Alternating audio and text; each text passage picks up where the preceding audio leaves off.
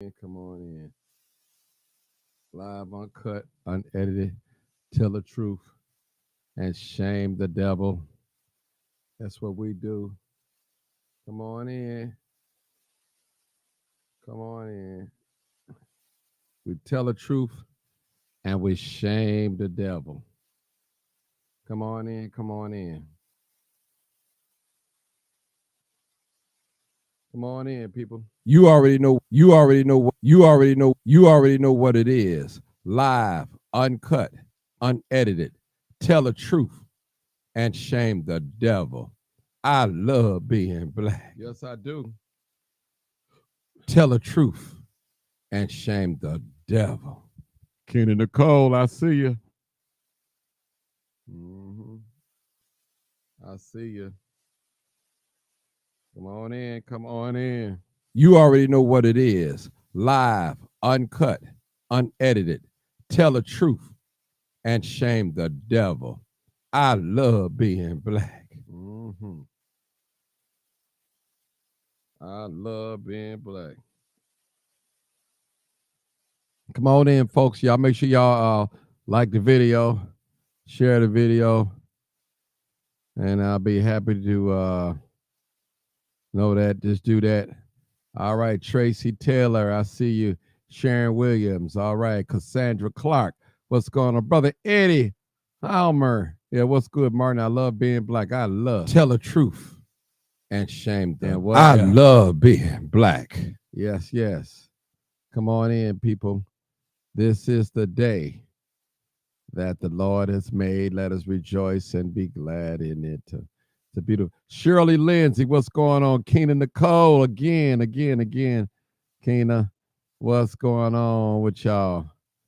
I tell you, we out here. It's been a long day for me. And I'm here, though. I'm here, people. Sharon Williams. I see you again, Tracy. I love being like Nathan. What's going on, brother Nathan? I tell you, Nathan, get his notifications. Some of y'all don't get it, but Nathan get his notifications. I tell you, he gets his. Live, uncut, unedited, people. Come on in. I'm live. Come on in, people. You already know what it is. Live, uncut, unedited. Tell the truth and shame the devil. Yeah, I love being black. You already know what it is. Live, uncut, unedited. Tell the truth and shame the devil. Come on in, people. Come on in. This is what we tell you. You already know what it is. Live, uncut, unedited. Tell the truth and what? And shame the devil. I love being black. All right, y'all know it's getting warm outside next couple of days, and man, all right. Nathan said, I just want to say happy 21st birthday to my daughter, Michaela. Daddy loves you. All right, shout out to Michaela. All right.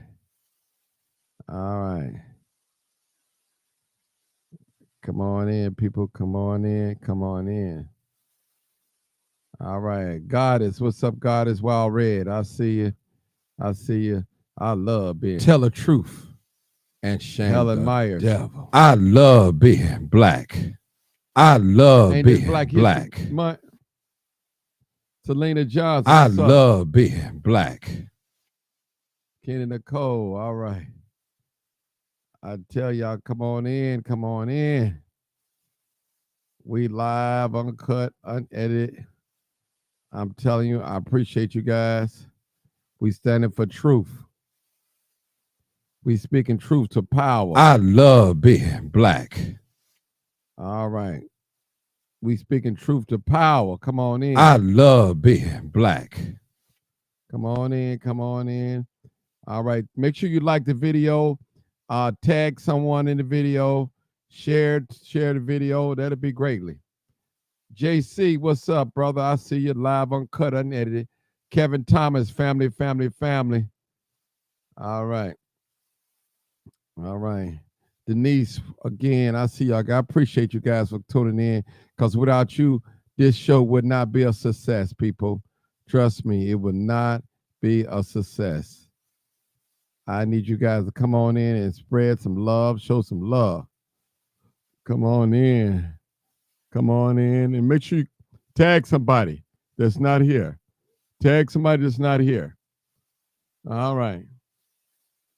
All right. This is live, uncut, unedited. I appreciate y'all for tuning in. I'm live. I'm live, people. Come on in. This is live. I love being black. Yeah. Jacqueline Edwards. What's up, Miss Edwards? Oh, what happened on Tracy? Oh man, they've been shooting up the city today, man. They've been shooting up, man. Nisha Thomas Taylor, I love it. I love being black. Man, don't that sound good to my ear? I'm feeling okay, brother. I love being black. God. Michael Kellogg, what's up, bro? All right, Denise again. I love being black. Barbara Melvin, what's going on? I see you. Crystal Daniels Rogers, how you doing, woman of God? That's evangelist. I call evangelist. Jacqueline Edwards. Barbara Cooper, what's up, Barb? All right, Serena Mosby. All right, I see you. I see you. That's live, uncut, unedited, people. I appreciate y'all tuning in. This have been, oh man, we've been doing great. I tell you. All right. Come on in. Come on in. Come on in. Nisha Thomas. All right. Marcia Jackson. Wanda Webb. What's up, Wanda? Come on in. We coming in. It's live, uncut, unedited tonight. Come on in. Come on in. We're talking tonight, people. Big Drew, 079 in the house. What's up, Big Drew? I appreciate you, brother. Two police officers and a firefighter got killed in Burnsville. Wow. Man, listen, we living in a wicked world, people. A wicked world, man. We living in a lawless world. They calling wrong right and right wrong. We are backwards. We looking at folks going against nature. They up there tapping with the weather, with the air. They changing their sex from male to female back to male. They growing they cloning plants. They cloning animals. Oh my God, insects. They crossbreeding animals and all that, people. Everything against nature. Everything against nature. James Poole, what's going on? I see you, brother. I've been busy out there today. Everything against nature. Everything. And they want to tell us it's okay to be this way. It's okay to do that. Don't listen, people. Don't let nobody confuse you. Right is wrong and wrong is right. That's what they say. And that's not true. Right is right and wrong is wrong. That's what it is. I'm telling you, I'm not afraid to say it. They got black folks scared to speak against lesbianism and gay. They got black folks scared to say the word Jews and all. I mean, it's all types of stuff going on. All type of stuff going on. And tell you, we love everybody on this station. But guess what? We're going to tell you the truth. By God's grace, we're going to tell you the truth. We're going to tell you. Now, if you don't want to hear the truth, you need to keep on past this station because this is where we're going to get it here. Proud Islander, what's going on? Yeah, it's crazy out here. Don't y'all see these people getting shot?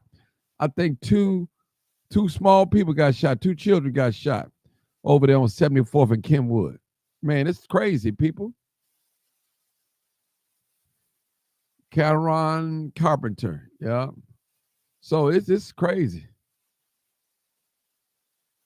Yeah, it's crazy, man. We living in a wicked world, Wicked world.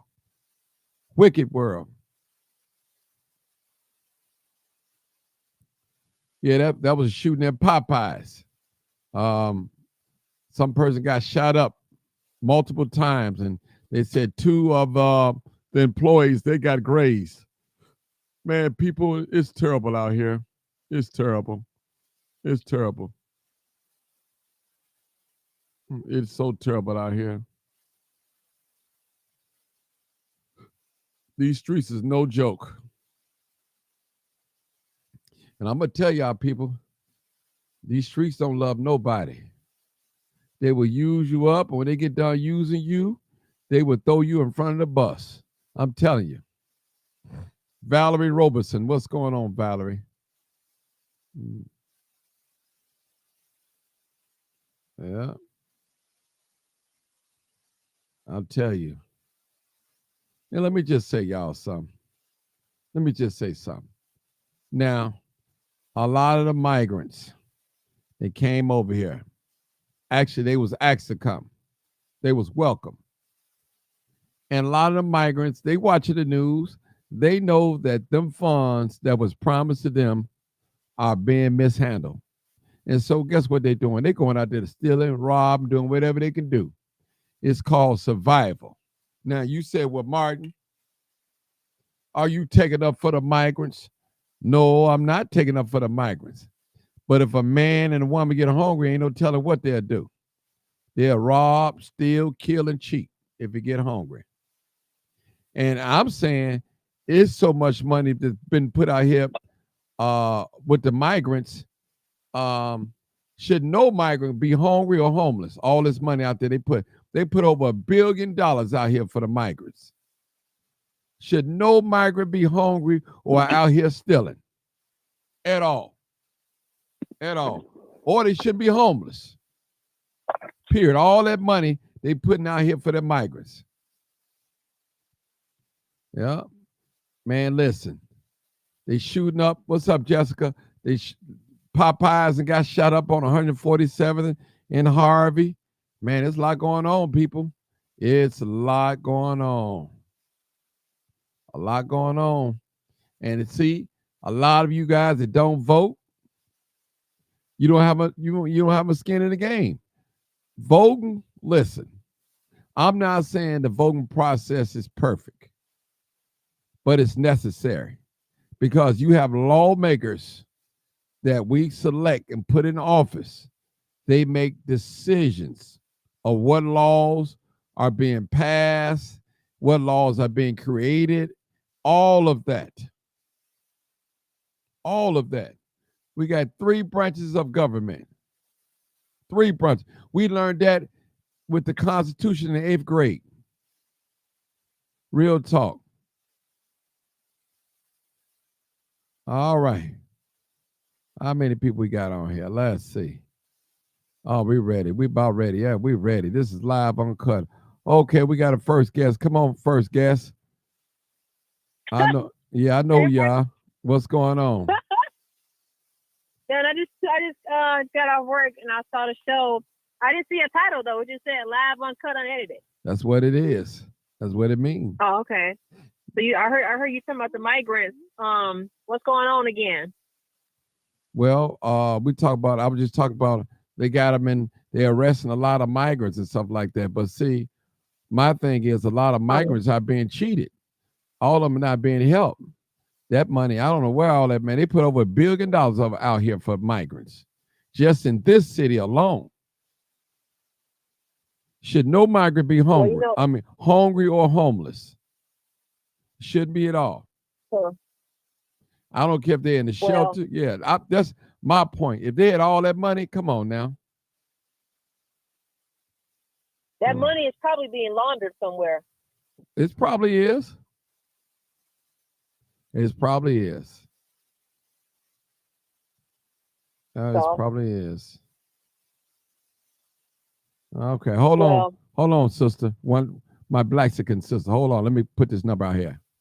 Call in number 872-299-0808 or 872-297-6389. Okay, go ahead, Blaxican. You know, down here in Georgia, I don't see no migrants down here. We're not having that problem. Mm-mm. Well, Georgia's not a sanctuary city. Yeah. I know. Governor Brian Kemp, he's not going for that. Brian Kemp.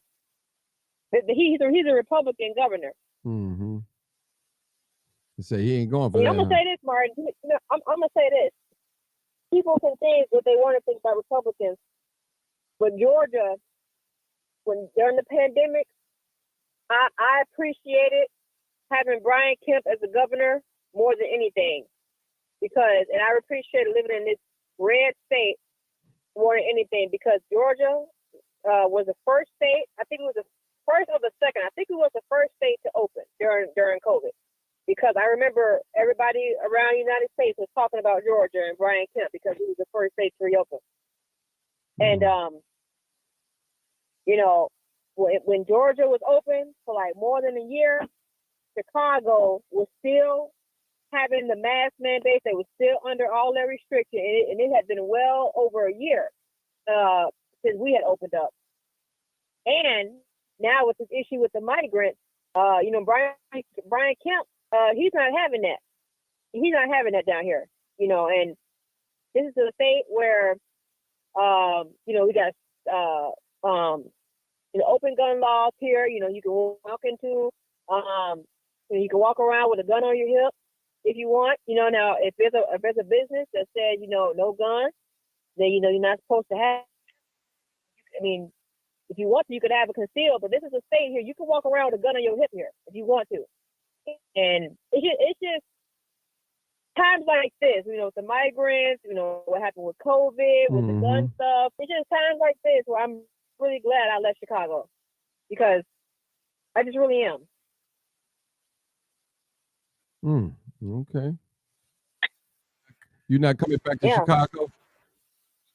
No. I come back to visit, of course, but I'm not. Oh no, I'm not moving back there. Oh, okay. Oh no. I'm good. The taxes, the high cost of living, the corruption. Did I mention the taxes? They want to nickel and dime you half to death. You know, how much those city stickers now? Are they still $100? Or they're more than that. City? They're more than that. How much are they now? Too expensive. That's crazy. What? Huh? All right, they're too expensive. Hold on, sister. Well, hold it. I can't hear you, Martin. I said hold it. Hold it. Can you hear that? Hold it. All right. No, you're going in and out. I don't know why they're going in and out. Hold it. Oh, you hear what you want to hear. You hear that, Martin? I hear it. Yeah, somebody said, hold it. That's you, but that's right. I hope anybody pulls into your phone. Ain't nobody putting on. That's me hitting. Hold it. That's me. Hold it. That's me doing that. That's a drop. I love being black. All right, people, listen up. This is what we need to do. This is what we're going to do. This is how we're going to handle this. Now, today is live, uncut, unedited, and we're talking about, those of you know that there was a shooting on 147th and Halsted right there at Popeyes. Now, the weather is getting warm. I'm speaking. I'm talking. Okay, can you hear me? I'm talking. Please don't cut me off. Thank you. All right. Listen, people. You playing, Martin? Listen. No, I'm not playing. I need you to, I'm talking right now. So I'll call on you when I'm ready for you to talk, okay? Just hold on. All right. Thank you.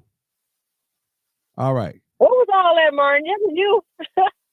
Oh, girl, this girl done got to get on my nerves now. I had to put on mute. You on mute, so if she can't hear, she definitely can't hear.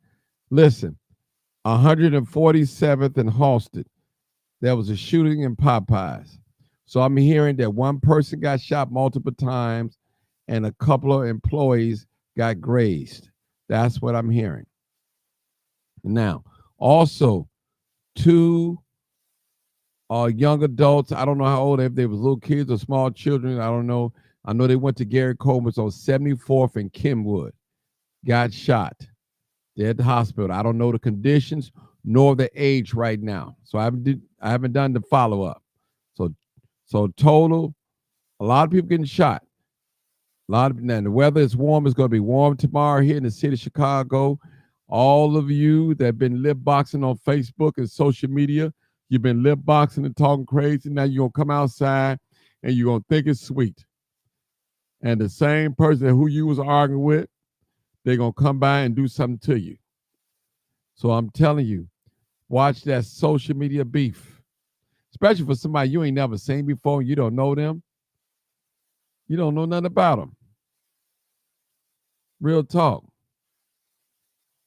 Somebody said they were 12 years old, teenagers. They ain't even teenagers. 13 is a teenager. Them babies, 12 years old. That's crazy, people. That's so crazy. That's so crazy. All right, y'all, call in number 872-299-0808 or 872-297-6389. So I'm listen. I'm gonna show a little bit of that over there on all right, let's see. That's on Facebook.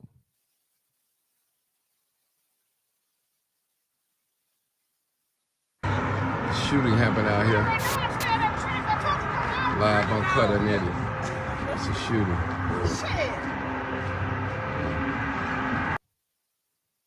Did they say what happened? Oh, okay. Yeah. How you doing? All right. No, you gotta be on video. I know. I see the gunshot shell cases out there. They tagged me. Yeah. All the way around. Yeah. Wow. From my understanding, the boy, he got shot in the head. He got shot like 8 times. Yeah, employee. No, he ain't employed, but the GM over there, he got grazed in the head, and another cook over there got grazed in the hand. Oh wow! So total 3 people shot, huh? Yeah. So that one shot in the head probably deceased, huh? Okay, well that's a blessing. Still alive. There's some glass out on the other side, ain't it? Okay. Wow. They hang out right here sometime. Yeah, I see him. Live Uncut, shooting at Popeyes, people in Harvey. Live Uncut. 147 Park, Pacific. Shooting. You see that, you got the little thing, the cones on them. You see them gunshots? All right, people, just shooting out here on 147th and Harvey. The shooting happened out here. Live sharing. We'll go to, also, we'll visit that 74th and Kenwood. Also, I did that too. I mean, people, it's crazy out here. It is definitely crazy out here, people. We have to be careful. We definitely have this getting warm out here and the weather change and people out here shooting. They don't care who they're shooting at and all that. All right, people. We're right over here on 74th and Kenwood. 74th and Kenwood. They said two children were shot. So I'm just over here just letting you guys know what's going on. 2 people shot. Just bring y'all the news. Police right here at this house. 2 people shot. 74th and Kenwood. 2 people shot.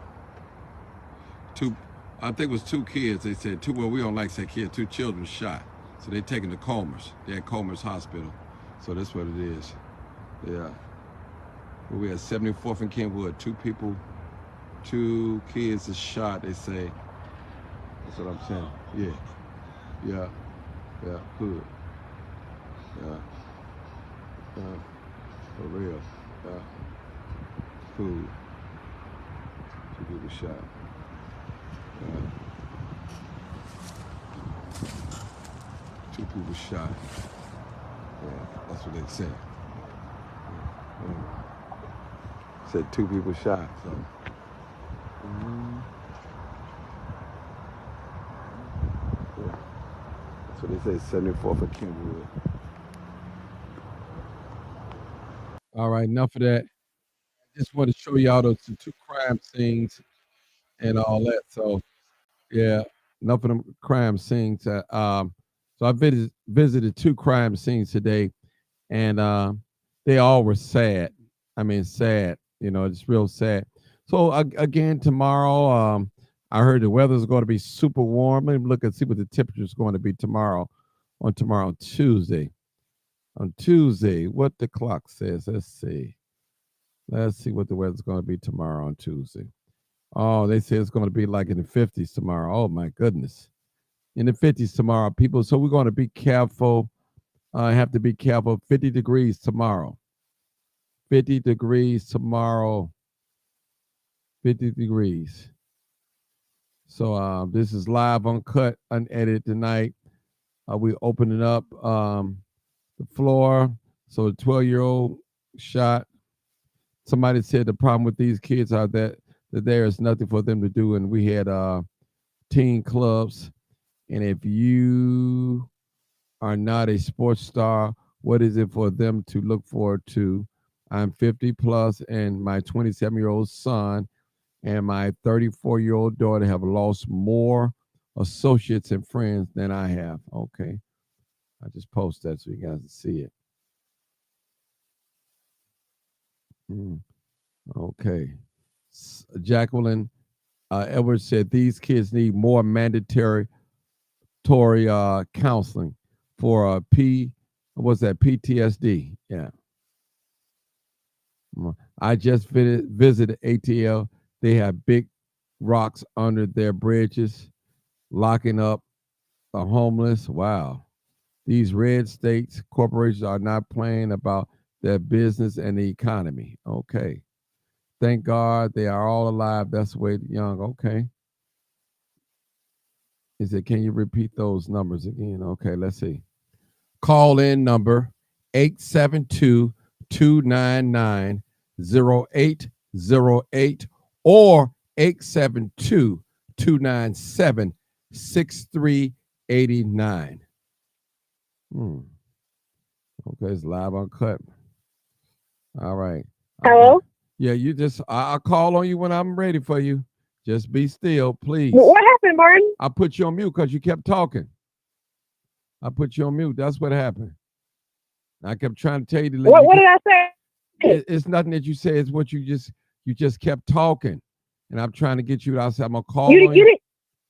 Now you now listen. No, you didn't say stop talking though. We was having a conversation. No, we wasn't having. You was having a conversation. I wasn't having a conversation. I was trying to tell you to hold up. Oh. Okay. All right. Oh, I didn't hear you. My bad. All right, just hold still. All right. All right. We got 2025. Come on, what you got to say?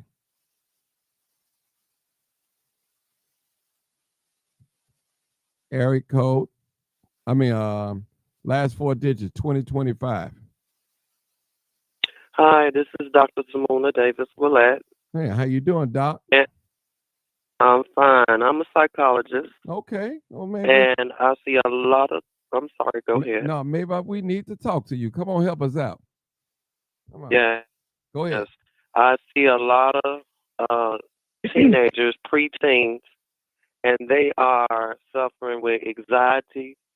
Some of them social anxiety. Some of them antisocial personality disorder. I have never seen so many teenagers who have bipolar.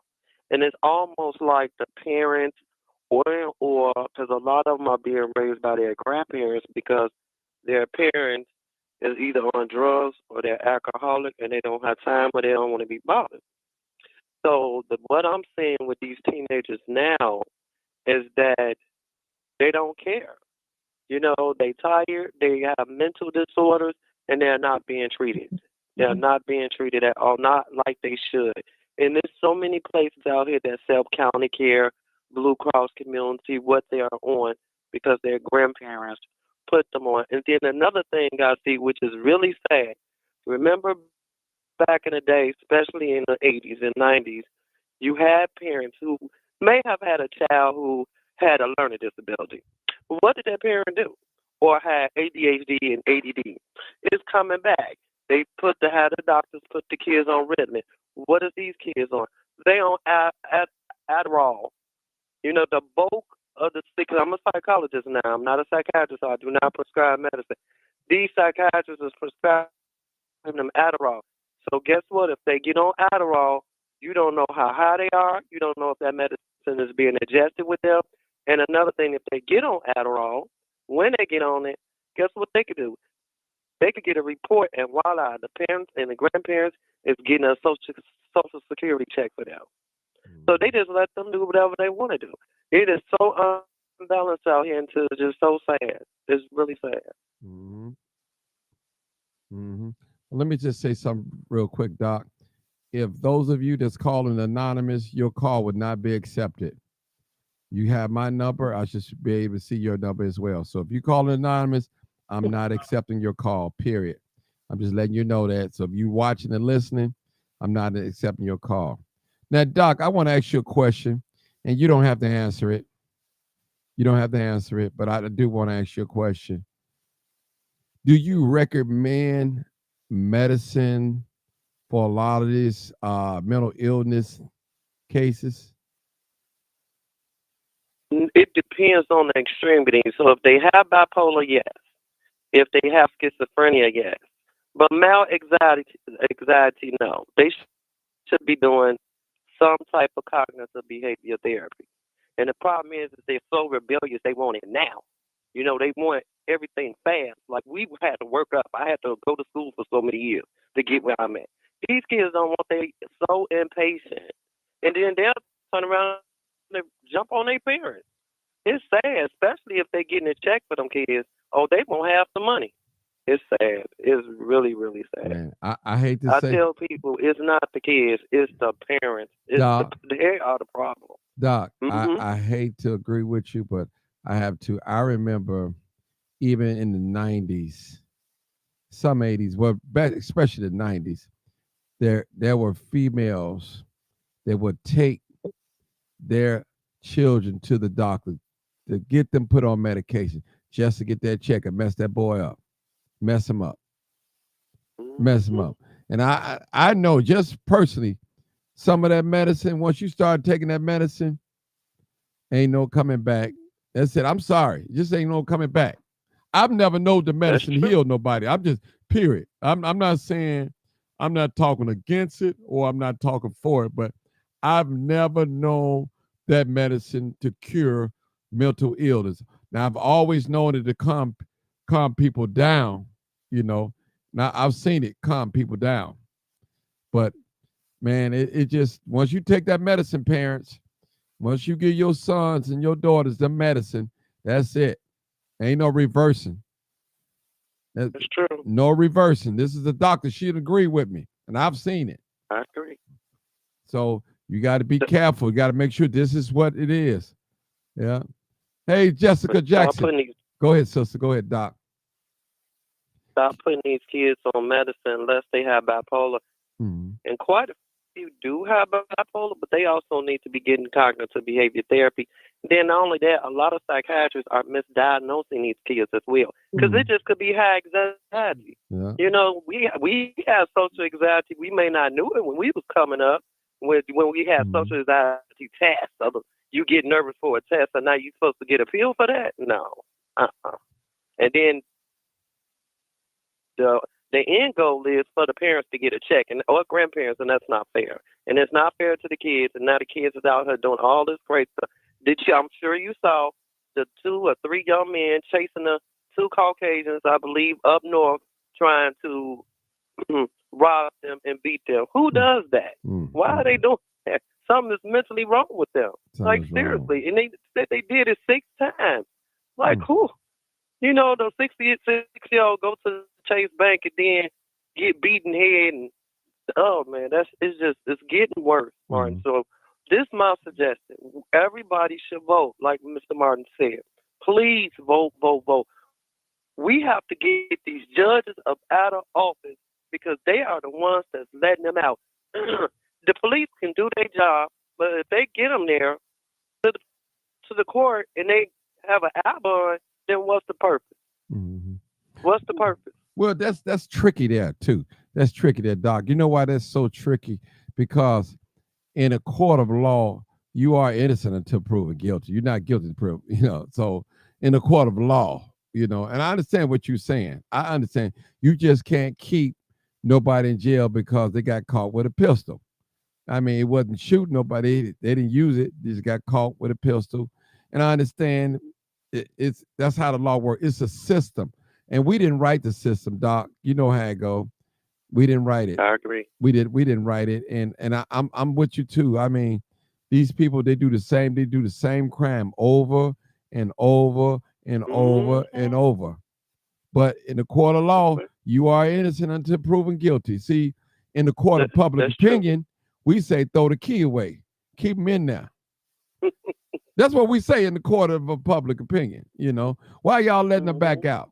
Now, you got to remember, domestic violence, I'm going to just pick up some crimes.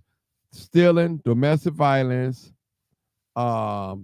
robbery without doing bodily harm, domestic violence without using a weapon or shooting at somebody. I'm speaking on general things like those are not death sentences, stuff like that.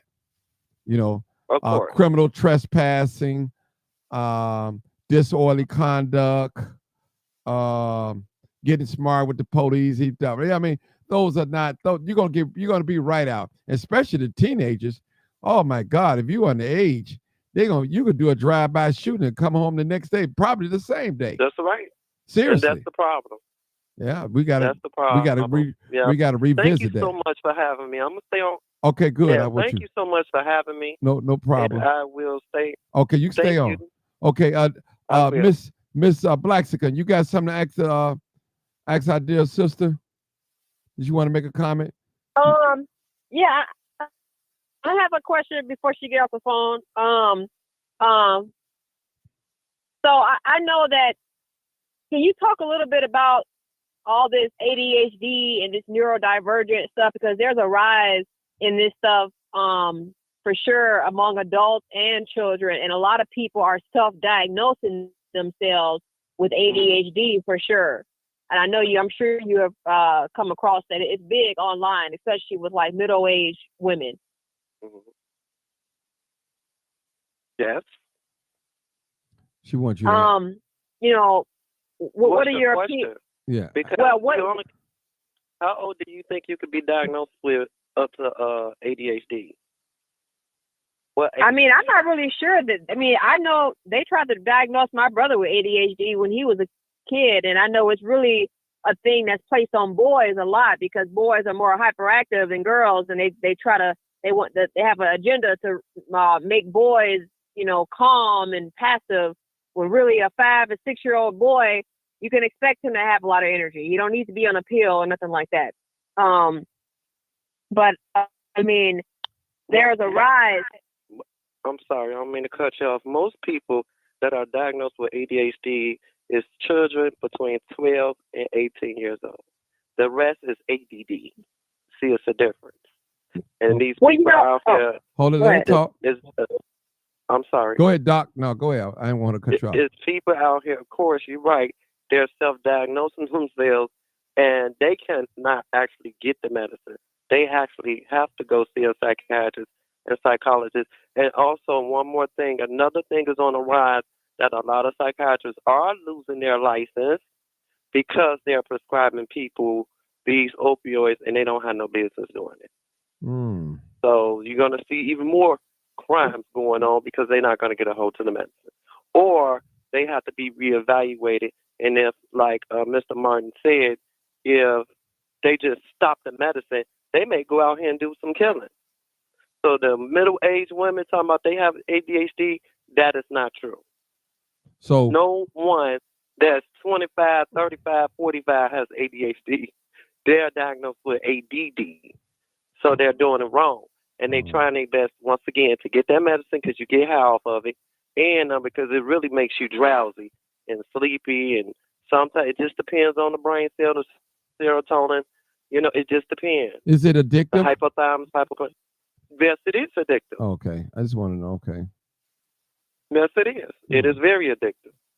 Yeah, I'm seeing a lot of people, specifically white women, who are called or are saying that they have ADHD. But you know what it is? A lot of these women, Did you hold on? and people in hold general. on, But hold on. Nana, did you hear what she just said? No adult. If I it's heard. okay, it's ADD. It's not. Mhm. Okay, you got to live. No. you saying I'm ADHD. telling you. Yeah. Yes, I understand. She's right. It is ADD, but these women are saying that they have ADHD. I see them. They're saying that they have ADHD. That's what they're saying. I know the difference between ADD and ADHD. But I think that some of this ADD may actually be real in a lot of people, because a lot of these kids coming up today who are 12 to 18, they're the ones who's come up on these cell phones, and so their attention spans have really been shot. Because these phones and iPads, they are the iPad generation. Where since they were 2 and 3 years old, they were given an iPad, and when you got those images flashing so fast, and you got the cartoons and everything, they're even made differently, and they're shorter cartoons too. Their attention span is just not there. So I believe that some of this ADD is real, and I believe the rise, if you're seeing a rise in ADD specifically, I really believe there's in later research in the coming years, there's going to be a direct correlation Let to me the phone. say something, 900, and you base a lot of your theory off what you see on the internet. Everything you see is not real. I just want to tell you that. A lot of stuff you see, it doesn't. It's some of this stuff is just not real when you see on the internet. It's not real. A lot of stuff is on here on the internet, social media is skits. So a lot of stuff it's just not real. You can't take everything and just say, "Hey, I see it," and all that. People doing it for likes. They doing all types. They pulling stunts, arguing with each other just Martin, to get rich. I'm just telling you because I know a lot of time you always reference to TikTok and Instagram, and when your reference. I always knows that. Well, I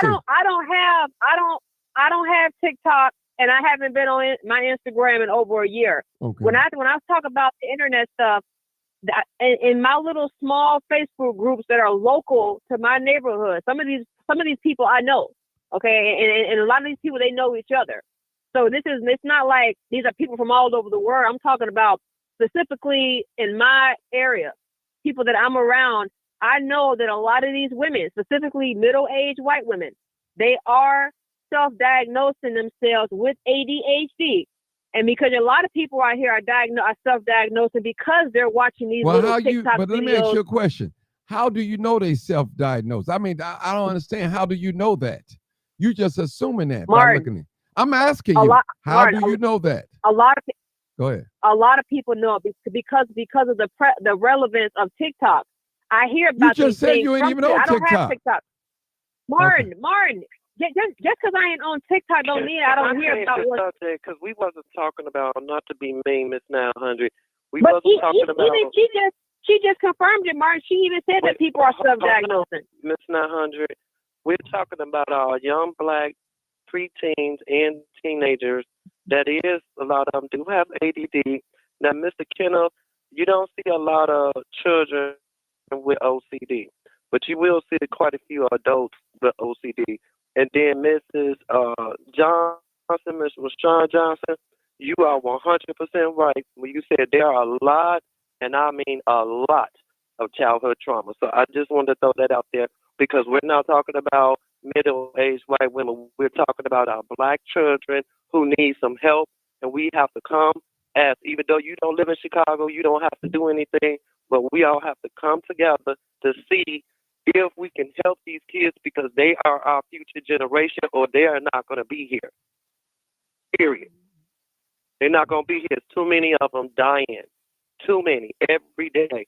Or they're going to all be in prison. It's like, what can we do next to try to save the next child, the next preteen?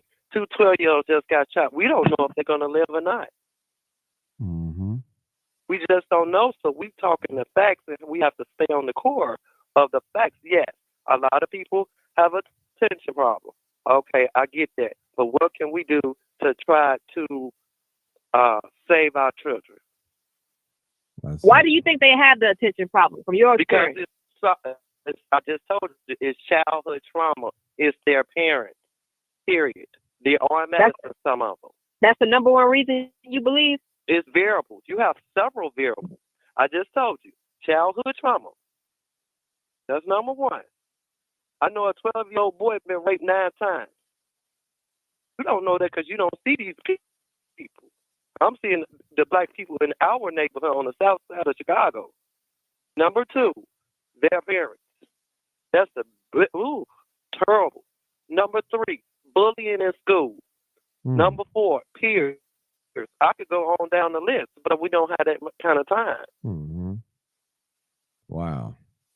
Y'all hear this, parents? This is, y'all ought to have y'all pen down or taking notes, because the sister is explaining, she's explaining this to us. This is real, because doctor, have you ever observed, I'm just asking a question. Since I'm the crime chaser, and I've been chasing crime for quite a while, some years now. I haven't just got started. From my participation observation, this is nothing written in stone. I've noticed more of the crimes that are being committed are getting, 10, 11, 12. I mean, more. That's what I've noticed, on that. Mm-hmm. So, I mean. Yes, it is. Okay, that's okay. I know it just ain't me. Okay. So I think some of them, I know quite a few of them, is being put up to rob these cars, do carjacking. Mm-hmm. By older people. I think it was last year that man somewhere, I don't know, I think his shop was in Bolingbrook. He was paying them to bring him cars. And then he was shipping the cars out overseas. Like, really? It was on the news. So they're being provoked to do some of these things too, and they're getting paid to do it. Mm-hmm. And see, no one wants to talk about this. They always want to look at the little black boys, look at the black children. Okay, now I asked a question the other day, doctor. This is still on the subject. Who is more dangerous, the one that's pulling the trigger or the one that's causing the hit? That told the one to pull the trigger. So it's dangerous.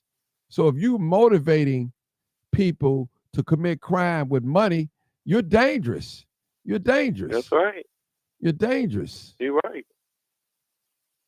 And that's what the one committing the crime just as dangerous too. Yes. It's like 50-50. Mm-hmm. Right. Yes. So it's a lot. See, this is the thing that we see in our community. I'm talking about the black community. We see a lot of finger pointing, which rightfully so. But which is a thing what you call cause and effect. What's making these people do these things outside of mental illness? Now, we know everybody that's committing crime probably don't have a mental illness. I'll give them that. But what is causing these people to commit these crimes? Carjacking, robberies, smash and grab. What's causing? It's a lot of things, a lot of factors here. A lot of variables. Like I said, money. A lot of it is money. And then a lot of them are, keep in mind, stealing gains too. Mm-hmm. And you're going to have a leader regardless of what. The leader may not be Ford or Hoover anymore, or Moose and them, the Prince. May not have those type of leaders. Their leaders is their age, their peers. And then also drugs take a factor too. Not them taking the drugs, but the drugs that they are selling. Is one group against another. They still have their streets, and when they selling their drugs, and then also they be high, not just on talking about Adderall. They be high. It's so scary driving down the street. You have to pull over sometimes.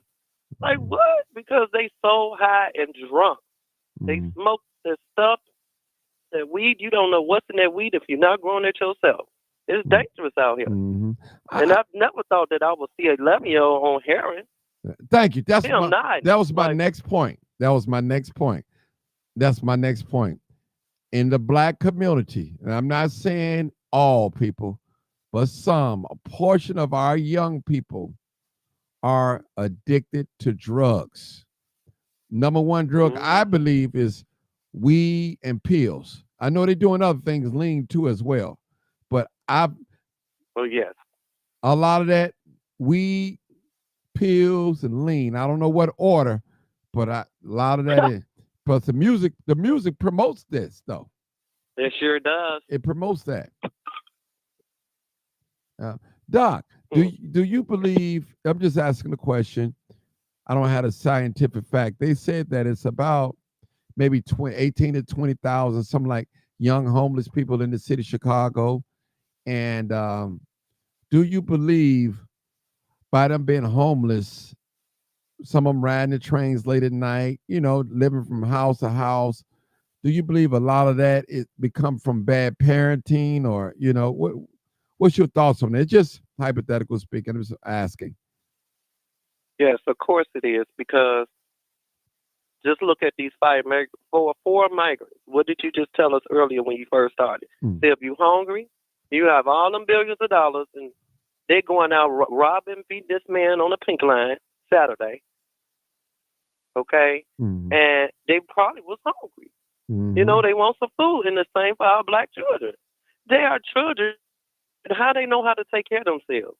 They're supposed to be guided into becoming productive adults, not out here looking for food. Because I'm not gonna lie. And what we have done, I'm sorry. No, go ahead. No, go ahead. My daughter is just 11 years old. She go to Horseman. Yes, I'm an old mama, but that's okay. She's only 11 years old. She goes to Horseman Elementary School, and I sit on I'm the chairperson for the local school council. So what we have done, we have partnered and got a grant for I think 150 families for the next 4 months to give them dinners from different restaurants in the area in South Shore. See, that's what I mean. I contribute, I help. I'm at my daughter's school all the time. We have to be in our kids' lives. We have to make sure who they're hanging with. It's like it's time for some solutions, and parents have to get involved. And I promise you, when I hold the local school council once a month, which I have to go to the cabinet meeting tomorrow around here in South Shore, it'd be maybe 5 parents. That's it. That's it. Why you think that? Why you think that, Doc? Why you think that? A lot of them be at work. A lot of them just getting off work and tired. A lot of them just don't care. They do not care. So now we have a newsletter now. We don't know if they're reading it or not, but they will come to their events. They take off for that. Let them have a Halloween something, or we have a Black History Month something this month. They'll come to that. We fill up the auditorium for that. But other than that, a lot of these parents are young. They don't know how. They wasn't raised properly themselves. So how they gonna know how to raise a child? And then it's a vicious cycle over and over and over. You know and what? It's bad. To Doc, I by me talking to so many people, interviewing so many people privately, not just on the show, a lot of women, and I'm not female bashing, they regret the way they was brought up. And so what they do, they fight against where their parents. Now, of course, as parents, we're going to make some mistakes. We're going to make mistakes on raising, rearing our children, things like that. And a lot of times, our children think we're being brutal, but some things they won't understand until they become adults, why we did what we did. That's why we ask, well, you can't spend a night out because we don't know what's going on in this person's home. And so a lot of young people think that parents being brutal. I was one of them type of parents. No, you can't spend a night over no one's house. I don't know what's going on inside their house. No, I mean, I was that type of parent, and a lot of parents, a lot of young people that was reared like that, they can't stand that type of upbringing. They allow their child to do everything. They don't want another adult disciplining their child. When I say discipline, not necessarily putting their hands on it, but giving them instructions. You know, so this is what I've noticed. This is what I've noticed. So it's not a question, just a statement. It's what I've noticed talking to a lot of parents, because I see a lot of parents, they will fight with the children. Their children start fighting in school and all that, they'll jump in and fight too. Instead of breaking it up being a bigger person, hey, hold on, what's going on here? Where you a parent at? Man, I've seen parents get into a fist fight, a slinging fight. I mean, come on. I've seen it. Mm-hmm. I've seen it. And you could do, which I'll die for mine. I'll die for mine, but you won't die for them to do their homework. You know, and some of these parents on here, and when I say parents, I'm on male and female, you don't know who's some of you, especially preschool and grammar school, you don't even know none of the teachers. None of them. Never met them. If somebody offer you $1 million to say, hey, what is one of your children's teacher's name? You couldn't tell them because you don't know. Now I'm talking about male and female. I ain't just talking about women. Let's get that out there. So we have to get involved in our children's lives. We can't just send them to school for school to be a babysitter. I've heard a lot of women say, oh my God, I can't wait till school start back so I can send them up out there and have some free time to myself. School is not a babysit. It's not a babysitting agency. It's a place where they are learning, should be learning. And they should be learning at home first. Learning starts at home first. Even while you're in school, you still learn some things at home. Period. You have to practice at home. I remember I used to do a drill with my children, and I would have them to sit down for like 2 minutes. Then after 2 minutes, 5 minutes, we were practicing until the graduate grows.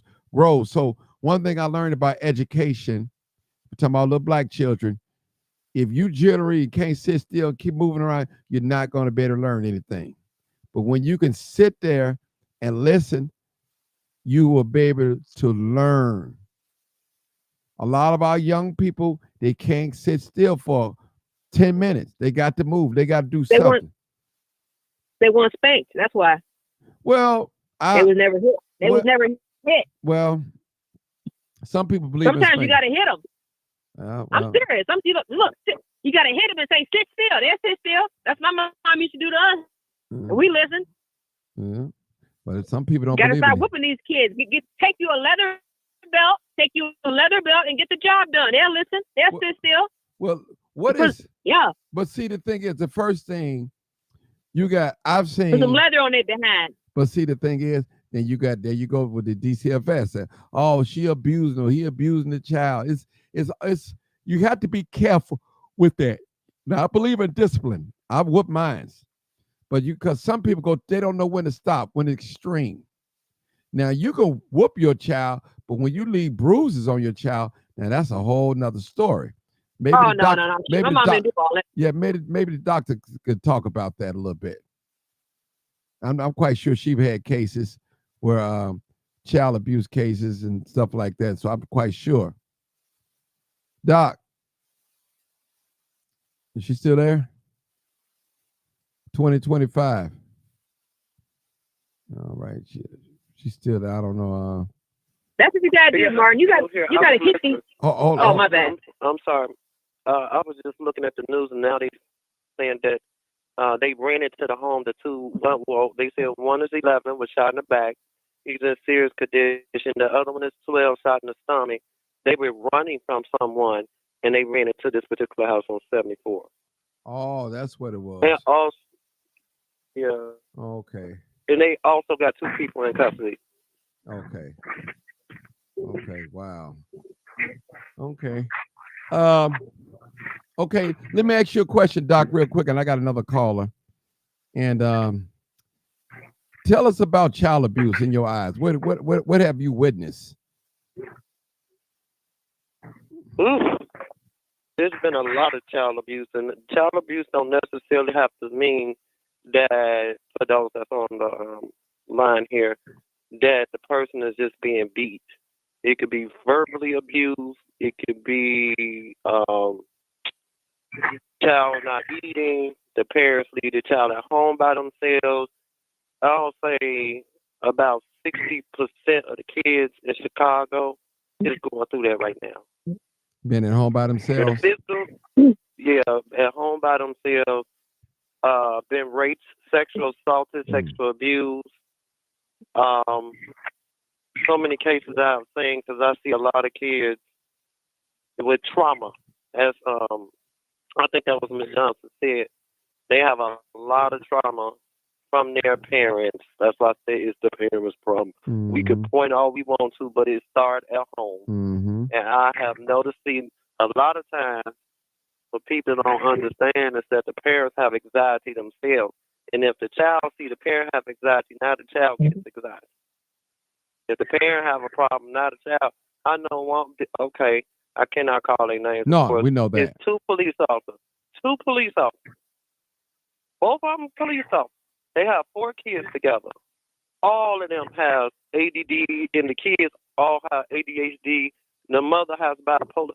What are you doing being a police officer? And of course they come to me because they're afraid that this CPD find out that of course they're going to be put on leave or get fired. Mm-hmm. You know, so it starts at home, period. It starts at home.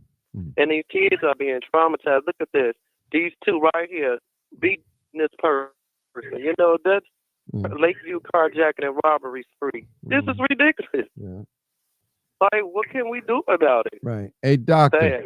Doc, okay, when you done talking, I think it's old time. I'm going to let him come on next. I need to step away real quick for about 2 minutes. And he can tell you guys just carry on. Are you done talking? I'll let old timer come on. Yes, I am. I could just listen. Okay, come on, old timer. I can hang up. Okay, you ain't got to hang up. Old timer, go ahead. Okay. Old timer, go ahead. Yes. I got to step away, but go ahead. God bless. Yes, sir. God bless everyone God bless. today. Well, you know, children, I was born in the 50s. And the things that children do nowadays, you didn't do it in the 50s. I didn't say you couldn't do it. But when we used to eat our food, you couldn't get up from the table and just run. One of us, it was 4 of us, plus the parents. One of us didn't get up and say, well, where is Reggie going? Reggie ain't at the table. All of us had to come and sit down at the table. This made sense now. There was no force or nothing. But when you got done eating, you had to sit there and let your food digest. And when you got done, then you can get up from the table and you can leave. Now this stayed with me. I have done it with my children. Because my children, I see the difference in how they like to bring a phone to the table. They like to bring a radio. See, we couldn't do that when we was growing up. You weren't allowed to do that, and there was nothing wrong with that. But that was what you was called being brought up in the 50s and the 60s. And in the 70s, things start to change. You start to see difference. Now, my grandchildren now, they do all kinds of stuff that I couldn't do. But those are my children raising their children. And if I tell them something, I can't go and run their house. But they get up, they don't make up their bed, they don't clean up from the table. When they get up and they before we couldn't eat ice cream and all that until after you got done eating your regular food. All of this plays a part in how you're going to be brought up, and that's supposed to stay with you. You don't come to the table the first thing you do is you're supposed to eat your salad. You're supposed to chew your food. All of this that's gonna be part of your upbringing. And if you don't have a strong upbringing, my mother gave me a future shot. She said, son, you don't send your children to the school to learn. You have to teach them before they get to the school. I said, oh, really? So then I found out as a parent that when my children went to school, I had to go back to school in my own mind because they're bringing stuff home, and I'm thinking that they're supposed to be learning at the school as if I don't have to sit down with them and go over it with them. So they go to school, I got take time out. I can't be watching no basketball game. Tell my son, when you ask the teachers, you don't understand. Ask the teachers to show you how to do it. That's what your problem is. You ain't paying attention. No, they looking for you to help them. They looking for you to help them with their school projects, with their science projects, with their inventions that they got to take over to the school. You got to help them with all of that. And when you don't do that, then your family starts to separate, and everybody is on their own. And that's how we have a breakdown with our family. And if the fathers don't take the lead, they're gonna tell other people that. They're gonna say, "Well, my dad don't help me with my homework," and they're gonna be telling other people that, and they're gonna be looking for other people to help them to do stuff. And you don't know what the teacher is asking them at the school, because the teacher found out how many of y'all got a computer at home. 2 hands go up. And that's before they start giving people computers nowadays. You ask some of our people, now I know we got a lot of people working, Martin, but if you ask them, a lot of people say, how many of y'all buy stocks on stocks and bonds? Not very many hands go up. Well, So hold we have a lot right of there. foundation has got to be. Old timer, even when it comes to stocks, man, you know we're not taught in our schools, in our community, about stocks and economics and stuff like that. You know, listen, that's not in the Black community.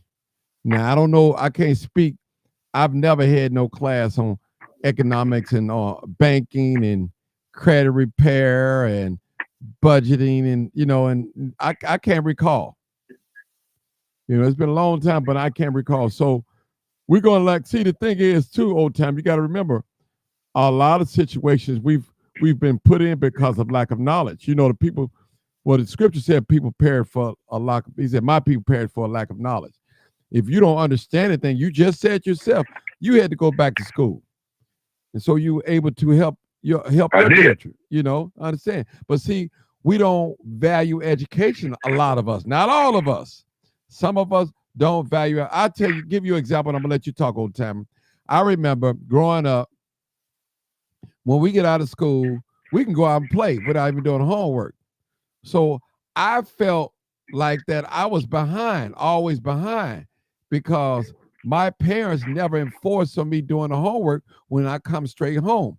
We'll play. Then when I come in the house, I'm tired. Now it's time to eat. Now I'm sleepy trying to do some homework, and I'm putting it off, so that's not good. So when I became a parent and got my family, what I did the very opposite.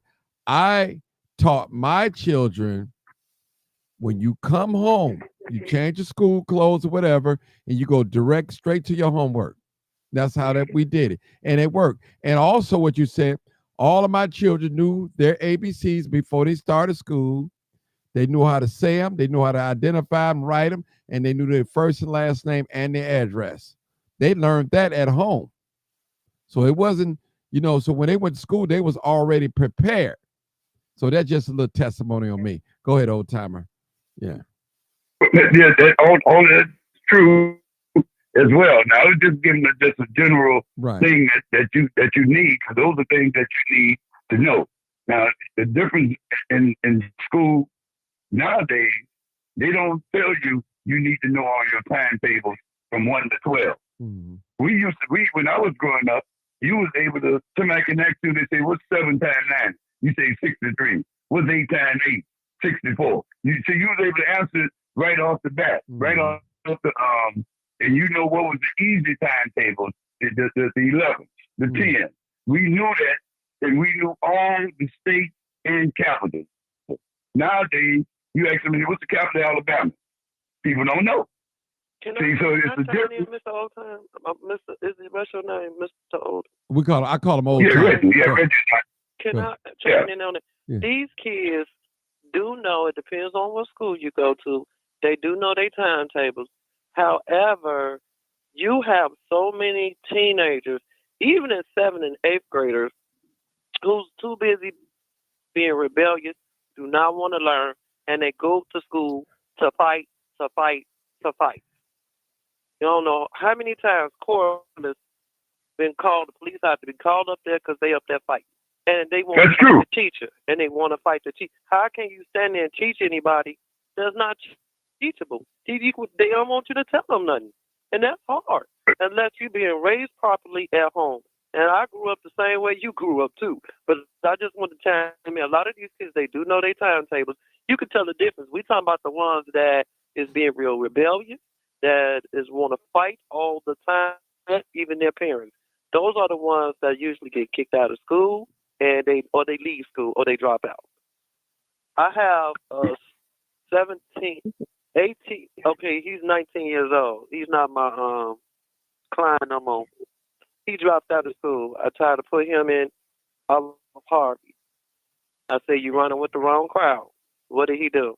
Ran with the crowd doing the man that got, what is his name? Doing the it's on the tip of my tongue. When they tore all the stores up, y'all, what was that? 2020 or 2021? Yeah, that was George Floyd. Yeah, looting. Yeah, the looting. Yeah, that was Mr. Floyd. They went and he went with his friends, and they carjacked the police officer. I said, I told you. Now you're going to jail. Guess where you at? In jail. See? He was being rebellious. His father, they live right down the street from his father. All he does go home and go to bed. His mother on the west side with 7 more other kids. It's like, what? Start at home, sir. Mm-hmm. I'm done, Mr. Old Time. Well, I mean, you're right. You're right. But the maturation process starts at home. The ABC, teaching your children how to the time and stuff. All of these. Uh-oh, my phone hung up. Hold on, y'all. He talking. My phone does that sometime. Okay. All right, let me see. The old timer still talking. All right. I didn't cut him off, but it does that sometime. He's still Hey, talking. caller. This is Martin G, a.k.a. the Crime Chaser, live, uncut, unedited broadcast. Just before you speak, please turn down all your audio. Please turn them off or down, and do not have us on speakerphone so we won't have an echo, and we'll be with you shortly. Thank you so much. Even bad. It was about against you, but nowadays, you shouldn't be. You have to go to summer school. You have to make those classes up, and things are not as easy because now, yes, sir. We missed about 2 minutes of you talking because my phone hung up and we couldn't hear it. So kind of reverse back a little bit because we missed about 2 minutes. I heard him. Now you guys heard him. I'm talking about us on the other end. Because you guys on the phone bank. It cut my phone off. I know you guys. I'm talking about those of us that's in the this on the live. We missed what I know he said some good stuff. I was just the general daily upbringing that's going to really stick with you. That's going to probably separate you from being around bumptious child. And I mean, somebody said it right earlier a little bit ago. They say when the child is fidgeting, you have to give them something to hold them, and that can be a pinch, either a love tap. Now it's just the way it goes to belt. The Bible says if you spare the rod, you're gonna spoil the child. And it also speaks about a child that's not disciplined will bring shame to their parents. Now, so the child has to be brought up right. The child has to be subject unto their parents. And that main thing, and we know this, Brother Martin, when we see children out at the restaurant and they leave crumbs and stuff all over the table, we say, well, that's what they do at home. That's why they're doing it out here. So they don't just come to the restaurant and leave crumbs and stuff all on the floor down there when they leave and say, man, I look how they left the table. They didn't even push their chairs back up against to the table and stuff. Hey, man, I mean, if you don't want to do it, then don't do it. But and now what I didn't like, this is what I didn't like. When we go to the restaurant and the Caucasian people come by and tell us how disciplined our children were, I just didn't like that. I said, what do you mean? I don't never tell you how disciplined your children, how nice your children are sitting at the table. I never told them that. But they always found out some kind of way to slip some kind of saying into my son. Oh, your children are so well behaved. What are you talking about? This is just, hey, sit down, sit at the table, different things. all of this kind of stuff. But our children, it's a different day now. Old You know, timer. things are different Old than timer. what it used to be. Old timer. Somebody put in the chat, Stephen from South Hollis. He said, because kids don't eat at the dinner table. That's going. And you know what? I find that to be true. They don't have no table manners and stuff like that. Might not be necessarily with, you know, leaving crumbs up. They don't eat at the table.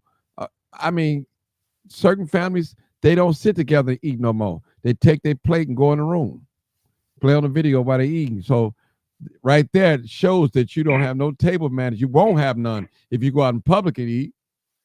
A lot of them don't have table manners. I didn't even think about that. A lot of children don't. We live in a Well, I mean, yeah. Right. And people, I mean, you got people nowadays. I mean, I went to a wedding. Me and my wife went to a wedding one time, and an older gentleman sat at the table with his hat on his head while he was eating. Yeah. And people said, now when you go to the Bulls game, yeah, you can wear your baseball cap. When you go to the gym, you wear your baseball cap. But when you sit down eating your food, hey man, that's supposed to be automatic. You don't sit there. Old timer, we live in not making excuses. I mean, you gotta have something. I know, but see, the thing is, that goes back to parenting. That goes back to parenting. Every household is not raised like that. I mean, brought up like, and I understand you're 100% right. You know, I've gone to funerals where I see people have their Dobbs hat on. I mean, just had their hat on, baseball cap on. They don't want you saying nothing to them at the funeral, taking the hat off. It's like they dare the preacher to say anything to them. You know, so that's the time that we live. Yeah. And when I see my children doing something, I start looking at myself. And I didn't tell my children everything that I did, but when I saw some things cropping up in them that they was doing, I said, you know what? Now I did that. Now some kind of way I got to stop them from doing that, because now I'm looking at part of myself here. I'm being serious about what I'm. Mm-hmm. The way I check out a lot of things. I say, now look, you in the 5th grade, you ought to be doing better than this.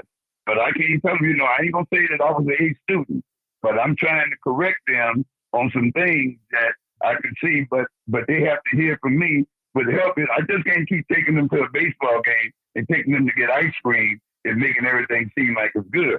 I do all of that, but I still have to help them with the stronger things in life as well. And my wife was an excellent student. My wife, man, she's basically a school teacher. I wasn't all of that in the bag of chips when it came to school, but I did love school.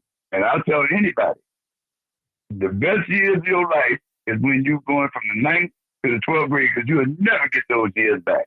If you don't get nothing in between the ears at that time, brother, you're gonna lose a lot. And our young men, we praying for our young men right now to find a better way than to put them guns down and put something in between your ears, man, put some skills in your hands and be able to get out and make a viable living for yourself. And that's the only way that you're going to make it. You've got to be an asset and not a liability in this country, because this country believes in leaving people behind, even though they say no child left behind.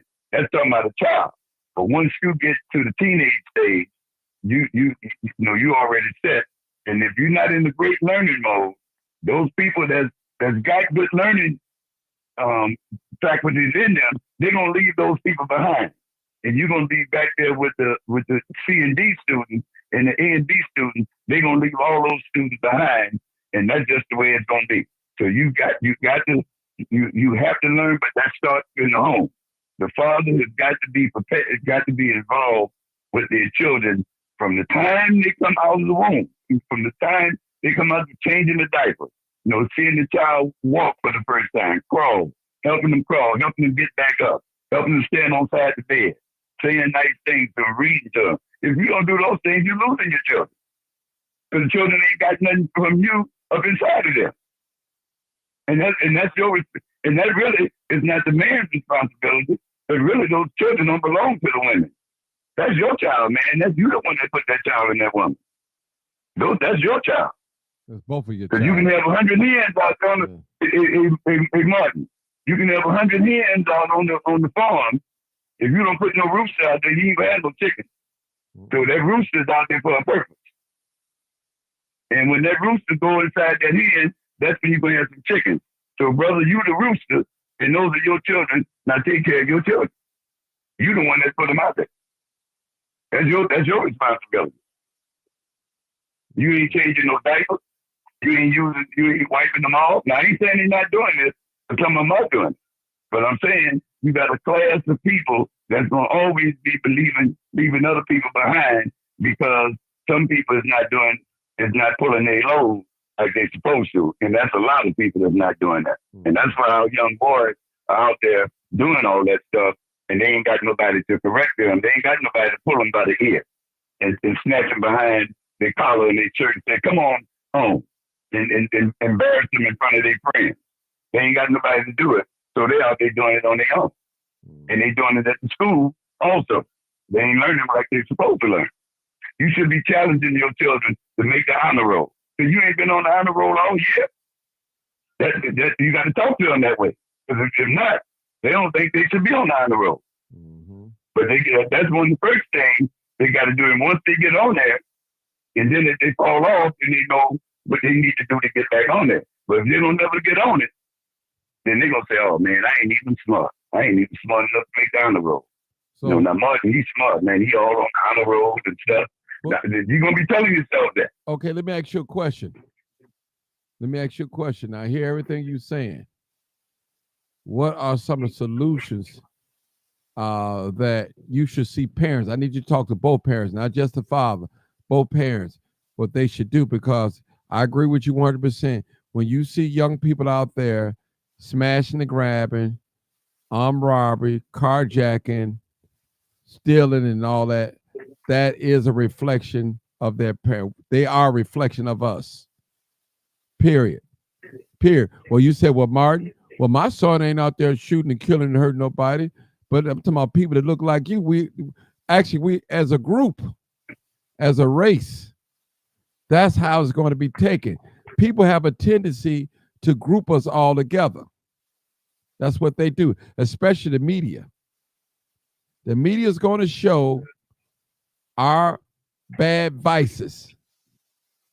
And if it, once they show it, they think every black person is out there shooting, gang banging, having babies out of wedlock, robbing, stealing, and all that, snatching and grabbing.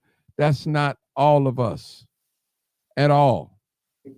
So my question to you, old timer, what are some things that you need, that you believe that we need to do as both parents, father and mother or father, right now, rearing these children up? Go ahead. Well, like I said, you have to be with them. You have to spend time with them. The child has to know that the father is watching him. And the father is watching over him, and that he loves him, and that he's going to teach him the right way of doing stuff, and he's going to be there for him. Now, I played baseball, and when my father wasn't at the practice, I'm never going to say I didn't do all that I could, but when I saw him standing behind the fence, I remember vividly trying to swing the bat as hard as I could, because I wanted him to know that I was trying to do something, even if I just fouled the ball off, even if I just tipped the ball. I just wanted to make some contact with the ball, because one time the man threw the ball and I ran out the batter's box. He said, you scared? And everything like that. So I'm saying, when the father is there, that's going to teach you, and it's going to make you be more determined, because you know he's watching.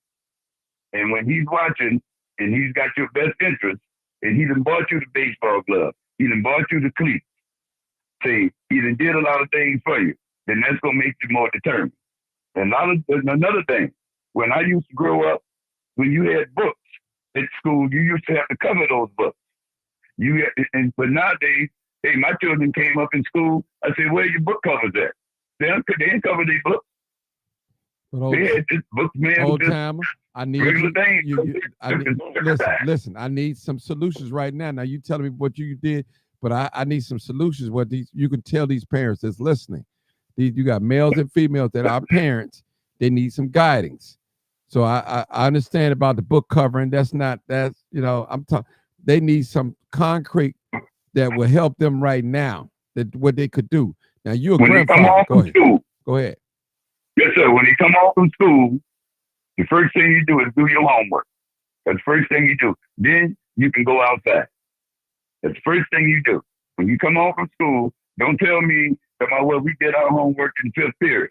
No, they let us do our homework in fifth period. Well, I'm telling you what I have to do. But I'm telling you what I want to see you doing.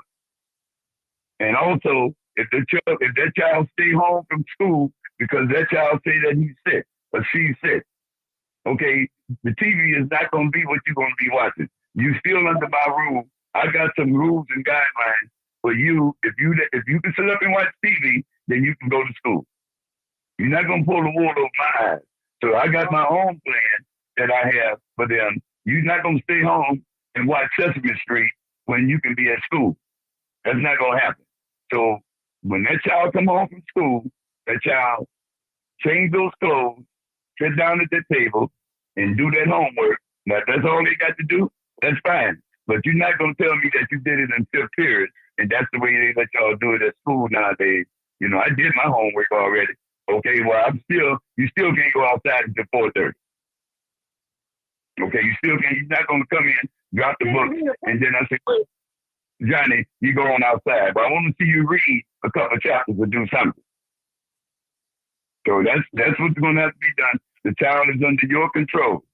And as long as the child knows that they got boundaries that they can't cross, then as long as they don't cross those boundaries, then that should be where they should start to mature. Old time. And if that's yes, sir. Let me add on something to that.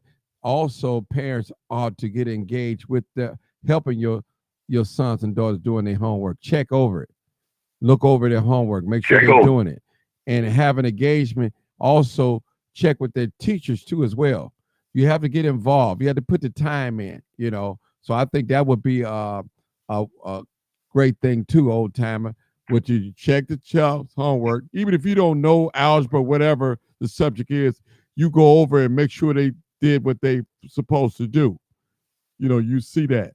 And like old timer said, even though they supposedly done their homework at school, you still can't go out until 4:30. You have to, an old timer's right, you have to put down rules. They have to, because anywhere you go in life, on the job, you're going to have rules.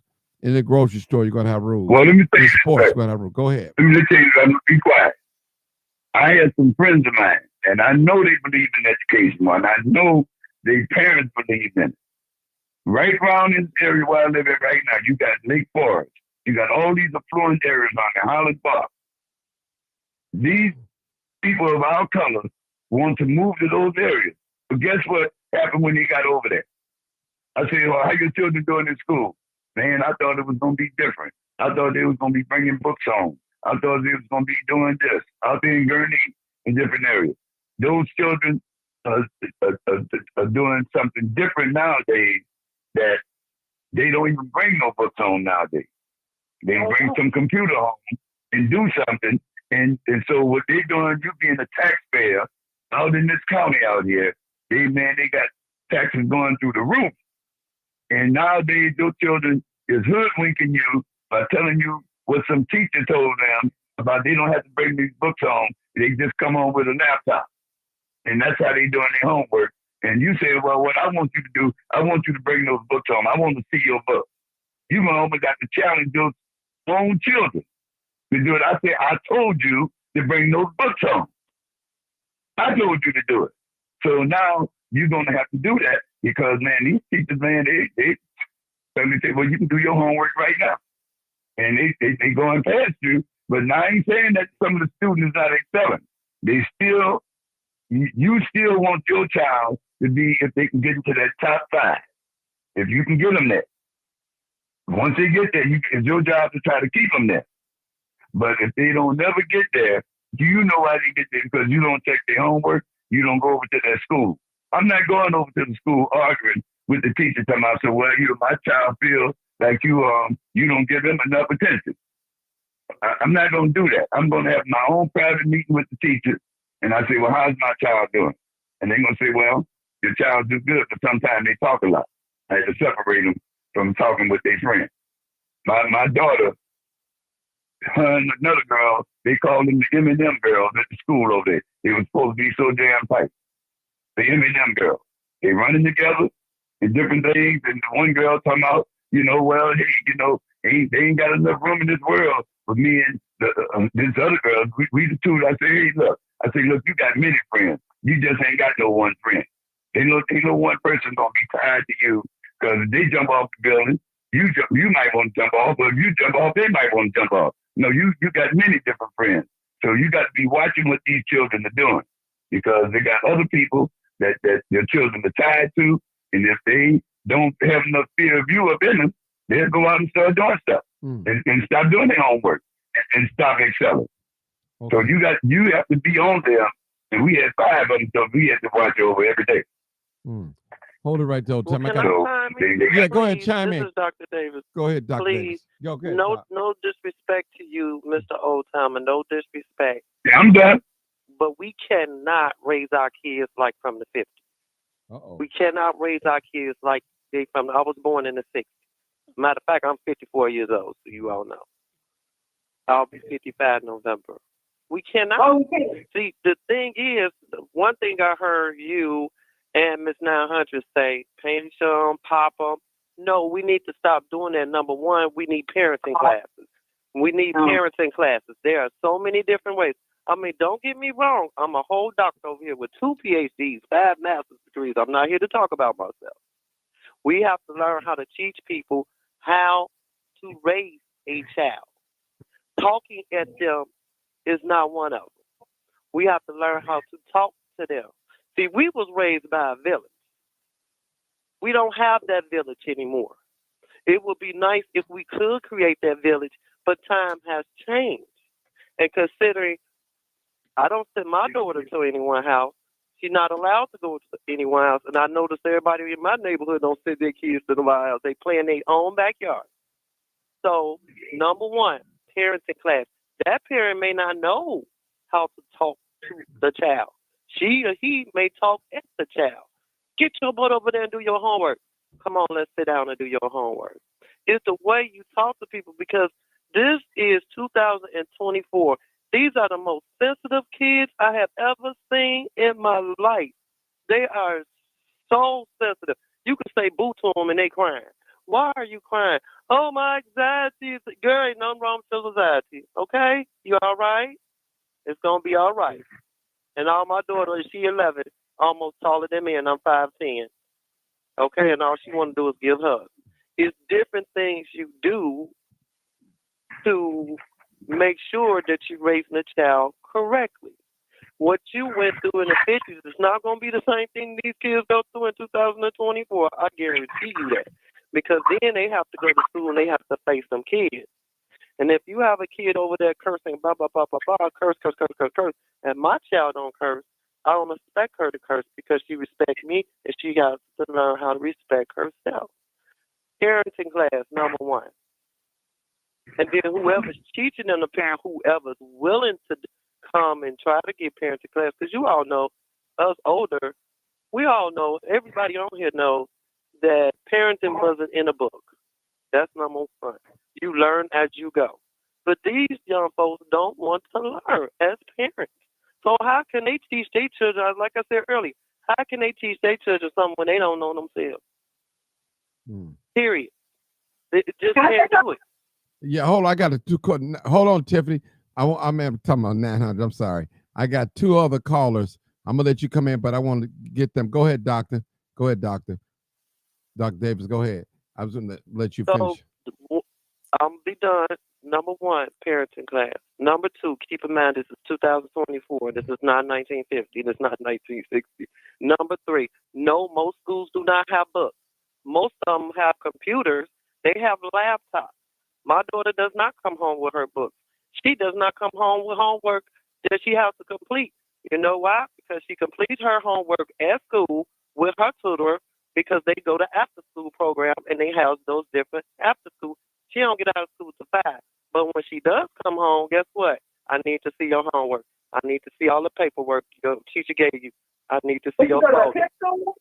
No, she goes to a public school. She goes to a public school, Horseman Elementary, right here on 80th and Chappelle. Yes, we have it going on up there. So it's okay. Being number 4 was really, really important is stop talking at these kids. They are too sensitive. You want to learn how to talk to them and sit and speak with them. Now, if you're a child, a little child, get in the corner. Make them stand there. They fidgety, stand there. Older kids, no TV, no PlayStation, no cell phone. That's like to kill them. Take everything away from them. Not for a day, not for a week, for a month, 2 months, 3 months. Teach them. It is, you're going to have consequences if you do this, if you do that, if you do this. So it's different ways on how you can discipline. I'm done. Okay, let me go to the next caller. Hold it. Okay, 630 area code. I'm coming to you next, 708. 630 area code. Go ahead, caller. Hey, man, how you doing, man? Hey, Bill, that's Bill. Hey, Bill, I don't know why I don't recognize your number when I see it, Bill. Hey. I'm sorry, bro. Go ahead. I'm so sorry. Go ahead. Hey, I agree with one thing that mostly everybody is pointing a finger at, and it's the truth. The bottom line to what's happening with our new generation of kids and teenagers, it comes from bad parenting. If bad parenting covers almost anything that's negative and not right in this world, from bullying to being racist, on down to being disrespectful. It comes from bad parenting. But I know the doctor is a psychologist or whatever, and she got some good points, but I believe her view is more so from her schooling, and I don't have a degree, but I got good sense, and I see that the way people, not that everybody was perfect being raised in the 40s, 50s, and 60s and 70s. Nobody's perfect.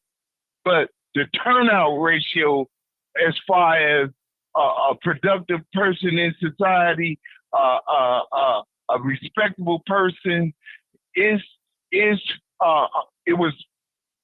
was discipline and all of that coming out of kids and teenagers and young adults. You're not seeing it now. So in the last 15, 20, 25 years, when they took away people's power to discipline their kids, now, I don't believe in child abuse at all, but you have to discipline your kids or they're going to turn out the way these kids are now. As far, and you can't start being a disciplinarian or parent when your kids turn 10. You got to start disciplining and raising your kids when they 2 and 3 years old. And one of the biggest mistakes, you ask for solutions. That's what I'm here to give my output or input. Too many times, people are letting these kids see derision. I don't care if you a 2-parent home or a single parent and one is outside or it's just one. These kids see all of this derision all the time. And it's a fight. Physical, mental, and they pick up on that energy. And that's what they take out into the street. And when you can't sit down and discipline your kid and get a understanding and be part of their life, the streets gonna pick them up. The streets definitely will pick them up. But another strong point is paying attention to your kids. Like a few people mentioned going to school and all that. That's a must. Just pop up. But you have to have structure in your kids' life. Take up as much time as you can. I myself, I heard somebody say they had to come home and do their homework first. No, I had to do my chores first, then my homework. And my father told me he had it that way later on in life because a kid or a child that thinks they smart will lag at their homework so that they can't do their chores. But you know how long it takes to wash the dishes. You shouldn't your chores should be done within 20 minutes or half an hour of you being home. And you can stay in the books all night. You ain't got to watch no TV at all because you're going to be in the books. So the faster you complete your homework, then you can look at TV. But you take up as much time of your kids' time as possible from school. You need to have some structure during the week. If they play sports, they play sports. If they're not doing good in sports, then you got to go to a tutoring class. You got to go to summer school or whatever. And on the weekend, you got to spend time with your kids. You can't push them off and just leave them at home. I was left at home sometimes, but it's a part of being growing up and teaching your child to be responsible. But you need to take up as much time as possible of your kids' time so that they don't have much time of their own. Now, they do need some time to themselves, but not a lot. You can talk on the phone during the week. You really ain't got no business going to visit nobody during the week. Okay. That's all I got to say, Martin. Okay, 708. Come on, caller. 708. You've been holding on enough. Then I'm coming. I ain't forgot about your 900. 708. All right. Okay, 7365. Come on, last 4 digits of your phone number. 7365. Caller. Well, I guess Steve from South Holland. Hey, Steve, how you doing? Okay. We need solutions. Okay, Solutions, Steve. We don't. Okay. We point out enough things. We need some solutions. Go ahead. Okay. Well, what we need is because with people bringing children in the world, they need to consider to take parenting classes like right away, as you know, before their kids turn out 3. Because I've seen a lot of parents yelling and screaming, cussing at their kids when they're like only 2 and toddlers, and that's where these kids are starting to learn from, and they go continue to raise these kids like trying to raise these kids like that by just only cussing and yelling and not talking to them or teaching them about manners. That's why these kids are the way they are today. They are damaged. And I agree. We cannot be still whooping our kids like it was back in the 50s and 60s. No, we're not doing that no more. It's about we need to talk to our kids. We need to teach them manners, because they cannot pick that nowhere else. Otherwise, streets is going to take them. It may not ever come back again, because a lot of these parents are not really doing their jobs properly to raise these kids. If they need help, yes, take parenting classes, or get some other ways to learn to become parents. And this wouldn't continue to happen. If we need to bring these fathers back in, the house so they maybe teach them how to be great, strong fathers. Because there are weakness on these young fathers out here today. So these kids, because I don't know what's going on with these schools, because I haven't been in the high school since I graduated in 2001, because I know a lot has changed. Maybe these teachers are overwhelmed. They're still short-staffed with short on teachers. But it's important that these parents need to get off their phones, get out whatever they're doing that's unnecessary, go to these schools and check on their kids and stay in school with their kids. Work and do the homework with them and help them do their homework. Okay. That's all I have. Okay, thank you. Area code 917. Come on, caller. 917. Hey, Martin. Hey, how are you? Good. Can I ask Old Timer a question? Yes, you can. Go ahead. Thank you. Hi, Old Timer. He listening. Go ahead. He here. Go ahead. Okay, listen. I'm a big fan. I'm a big fan of yours. You're highly intelligent and you match very well with Martin. I love. But to is hear this, hold both of on, you talking. but hold on, sister. We need some solutions right now. And I don't want you to get personal with him. We need some solutions. I know you want to know some things, but Okay. right now we are, you want to hold it for a minute. Let me go to the next caller because Well, I got the solution. oh, well, give me a I know the solution. solution. Okay, well, come on then. Come on with it. That's The what all I need. The solution, You're the breaking solutions up are too. We're about. You're breaking up like you're I'm doing breaking the up a best little. I can. Okay, I'm doing the best I can. But the solution is we're about 40 years behind, and we just need to stop. We just need to start doing what other ethnic groups are doing. Everything old timers said as far as pushing in the seat, cleaning up a table. Take a look around when we go to other places where it's all ethnic groups. We are majority of the ones that stand out because we nasty. We not clean a lot of times, and maybe we just need to start copying every other ethnic group on what. No, There's nothing we can do in the house. I disagree with you on that. Call in I disagree with you because I'm gonna tell you. I do too. Hold on, sister. houses. I disagree with you on Okay. that. First of all, let me just say this to you. Steve from South Holland just said some people don't eat dinner at the table, so they don't have no table etiquette. They don't know. You know, you listen. Everybody's not raised in a tradition. We're living in a different time. We're not living back in the 40s and 50s and 60s where black people sat at the table together. I'm just saying, we're living in a different age of time.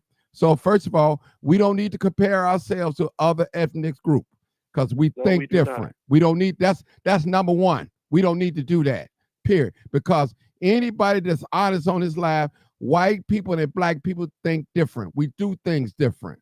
We act different. So we can't, that's why we're in trouble right now, because we're trying to be like somebody just to be accepted. And it's just not in our DNA, period. You know, I hate to say it. I have to say it. Now, personally, I love the doctor for coming on here, but me, I'm going to get mine. I'm going to pinch their ear, pop them on the tongue, I'm going to do something, you know, but I'm going to love them too. But when they wrong, I got you wrong. So I'm saying we should not have to compare our children with other people's children. That's how we getting in trouble.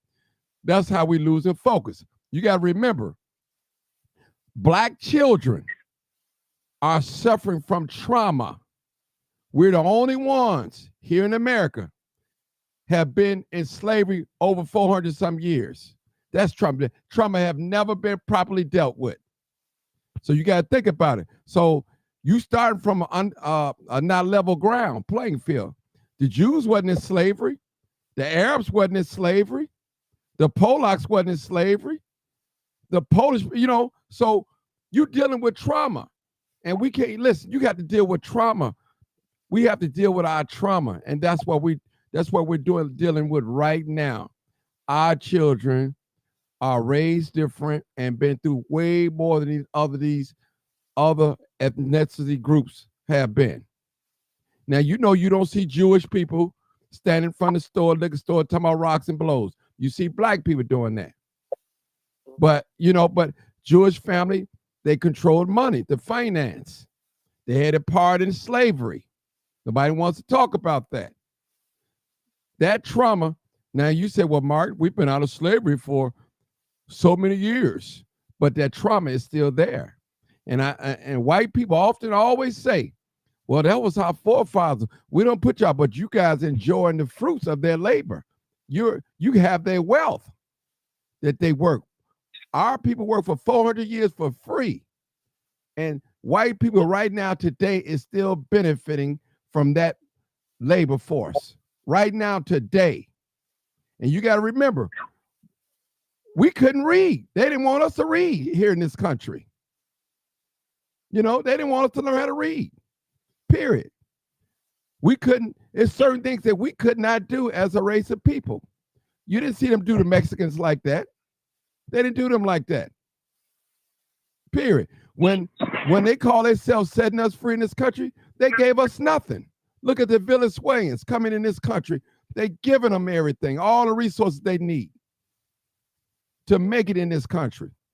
They told us to pull ourselves up by our bootstraps.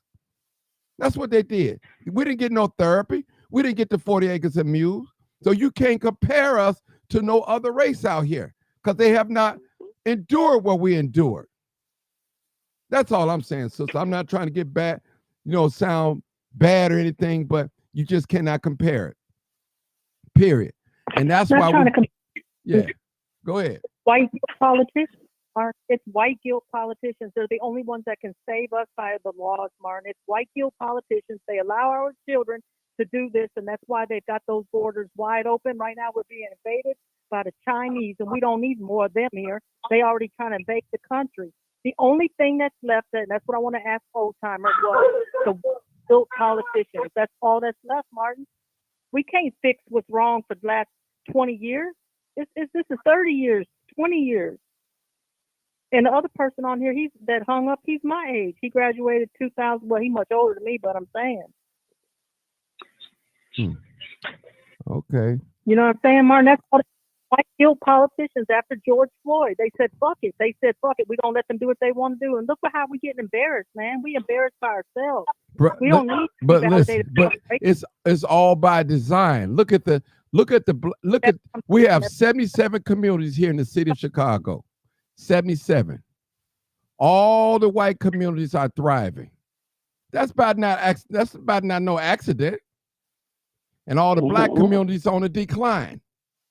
That's not about no accident. Come on now. Yo, hold on. Hold on. Let me say this. If you put, hold on, sister. If you make the level ground even, you make the ground even. You put a white child and a black child, I guarantee you that black child will supersede that white child, and they know it. That's why they got laws in place to keep black people in check in this country. Then you throw the rock and hide your hand.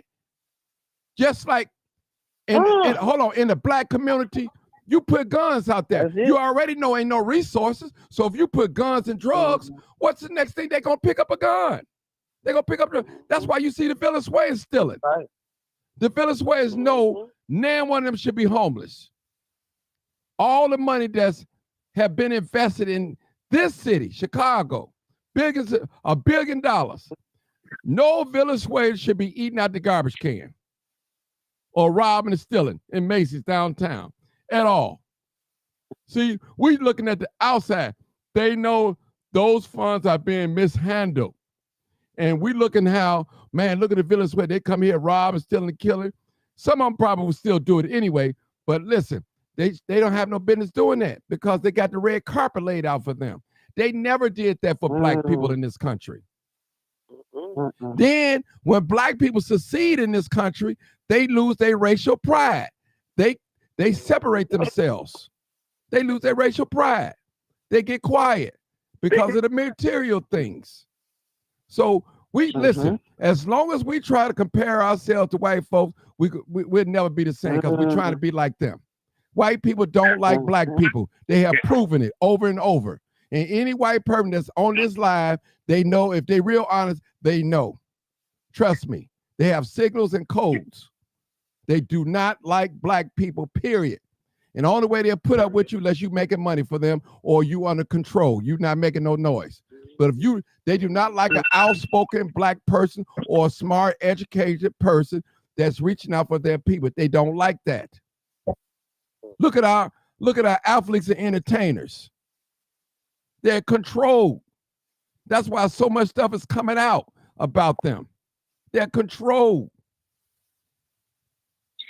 Seriously, I understand what you're saying. Listen, you take away from resources from any community, only thing left is to rob, steal, and kill. That's it. Everybody's not going to go to college. Everybody's not going to go to trade school. They're not going to do it. But it's not enough jobs to pass around. I'm talking about thriving jobs. This country have allowed big corporations to go to another country and set up shop and do work for cheaper labor. You rob the American people. You right now, if you call T-Mobile, AT&T, and Verizon, you'll get some foreigner, barely can talk English. They got them jobs for pennies on a dollar. How patriotic is that? Yeah. So I'm not trying to play victim, but we are victims. But it's a lot of things that they have done. Now, there's no excuse for black people not to clean their community up. I'm not saying that. Now, if you go outside and throwing trash on the ground, that ain't the white man's fault. I'm not blaming that. That's you. You got to take care of your own community.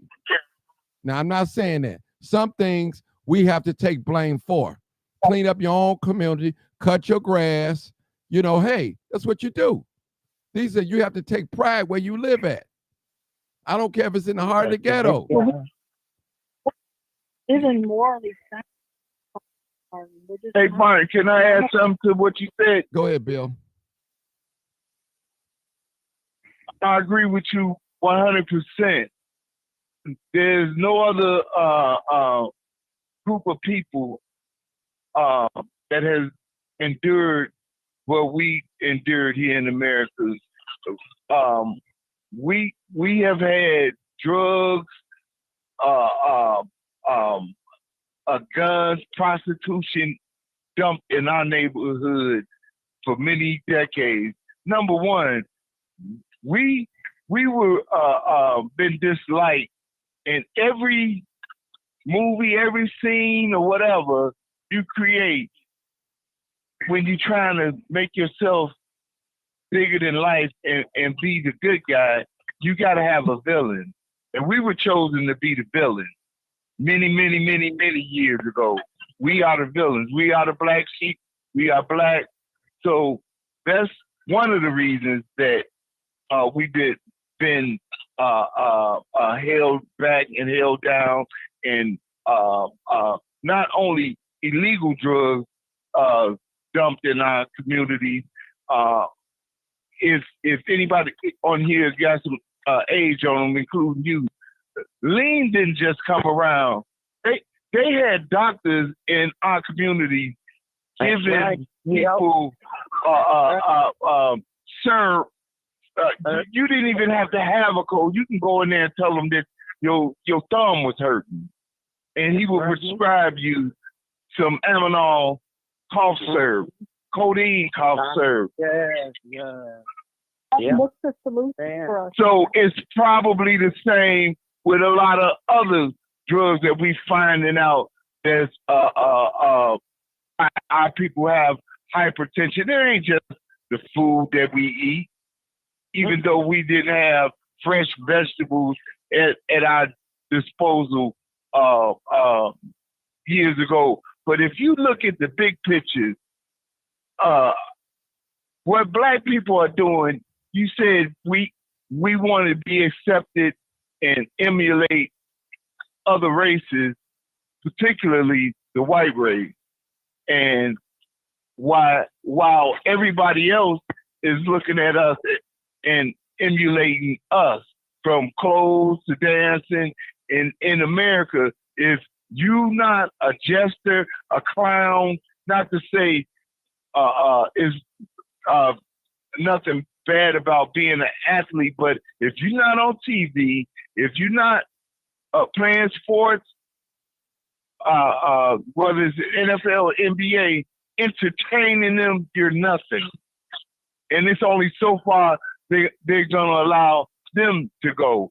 But if you look in any urban area across America, what's going on now is the same that was going on in the 1800s with white people. Dodge City, mayhem, chaos. You see the saloon, 4-5 saloon shooting up. That's what we are, because that's what they put in their community back then, but they cleaned up their act. They got a villain. They got a villain now. Bill, let me cut in. And they've had one for many years. Bill, let me cut in. I got to cut in. Something coming in my thought. Let me just say this. Hold on, callers. I see y'all calling. I'm gonna let y'all in. I'm gonna let you talk again, Tiff. Let me just say this, people. Let me just say this. Anybody that have a white friend or white relative, pull them to the side and just you one-on-one, and they'll tell you it's almost nearly impossible to live in this society without being racist. So, because this system is set up, it's designed that way. Now, when I say racist, this is what I mean. Let me explain this to you. So I want y'all to say that. There's different levels of racism. You got some white people will give you hell on the job. They ain't gonna hang you to a tree. They're not gonna shoot you. They're not gonna poison you. They're not gonna do that. You got some white people, only way they're gonna talk to you unless it's business. You can live next door to them, they won't even speak to you. Trust me. It's serious. You got some white people, if you don't have no money or they can't use you or get no information out of you, they won't have anything to do with you. I'm telling you, they're not going to invite you over to their house the way they live it. They don't even want you in their communities. Somebody got to put their phone on mute. Old timer, that's you. Put your phone on mute. So true. Yeah. So I'm just telling you, people, this is real. Listen, what kind of people? Hold on. First of all, this country was taken by murder, rape, robbery, all of that. This country wasn't taken on the foundation of Jesus Christ principles. Not at all. Trust me. Listen, Margaret Sanger, a white woman who invented abortions, and it was for black people. That's what she did that for. You got the Jim Crow. You got people, listen, people. If black people were so lazy, why did the white people go to Africa and grab some people over here and come over and till this land? Why? Right. Just think about that. Come on. But we lazy though. See, it ain't the fact that we lazy. We don't want to work with peanuts no more because we got an option now. Yeah. So they listen, people. White people know how great we are. We just don't know how great we are. And when a white person see a black person get a perfect score on the SAT or something, or LSAT, they looking like, well, they trying to scratch their head. We can't prevent it. We can't have this. We can't have this. And I know something about white people too. When they see a smart black person, they surround them and grab them and bring them over to their side and tell them how smart they are and you know, and get them on their side. You different from the other ones and all that. What they do, they learn all their knowledge and all their secrets and stuff like that. White people are not going to give you their secrets. They ain't never been fair in this country to black people. White people control the water.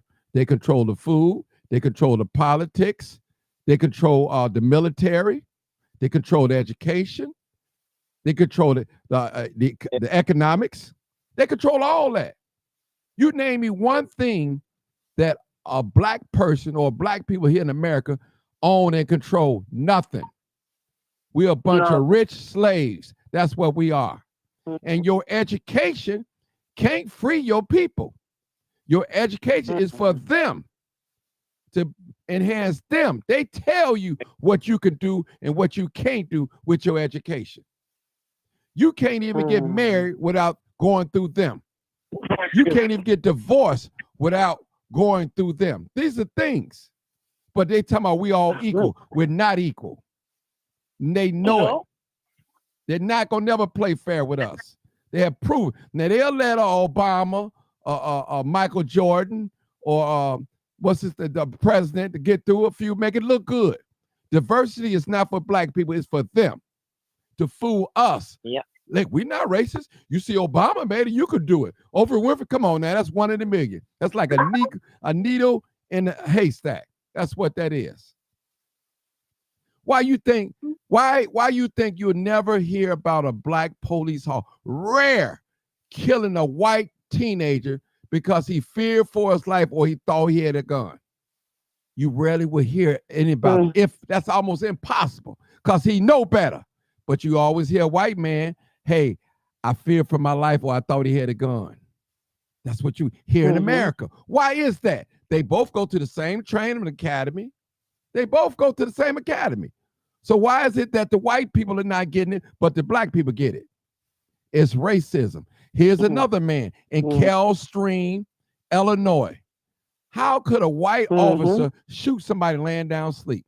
How could he justify? That's pure hate. That's what that is. That's hate in its finest. Black people don't make guns. How all these guns are getting in the black community? They don't let no nuclear warheads get in the black communities. They don't let no rocket launchers get in the black community because it's controlled. How could all this fentanyl and stuff? Fentanyl is not made on the south and the west side of Chicago, but it's getting in it. It's coming in our community somehow. We didn't put it there. Mm-hmm. That's racism. That's hate. That's what that is. Pure hate. And white people, they know it. They're not going to let you corner them.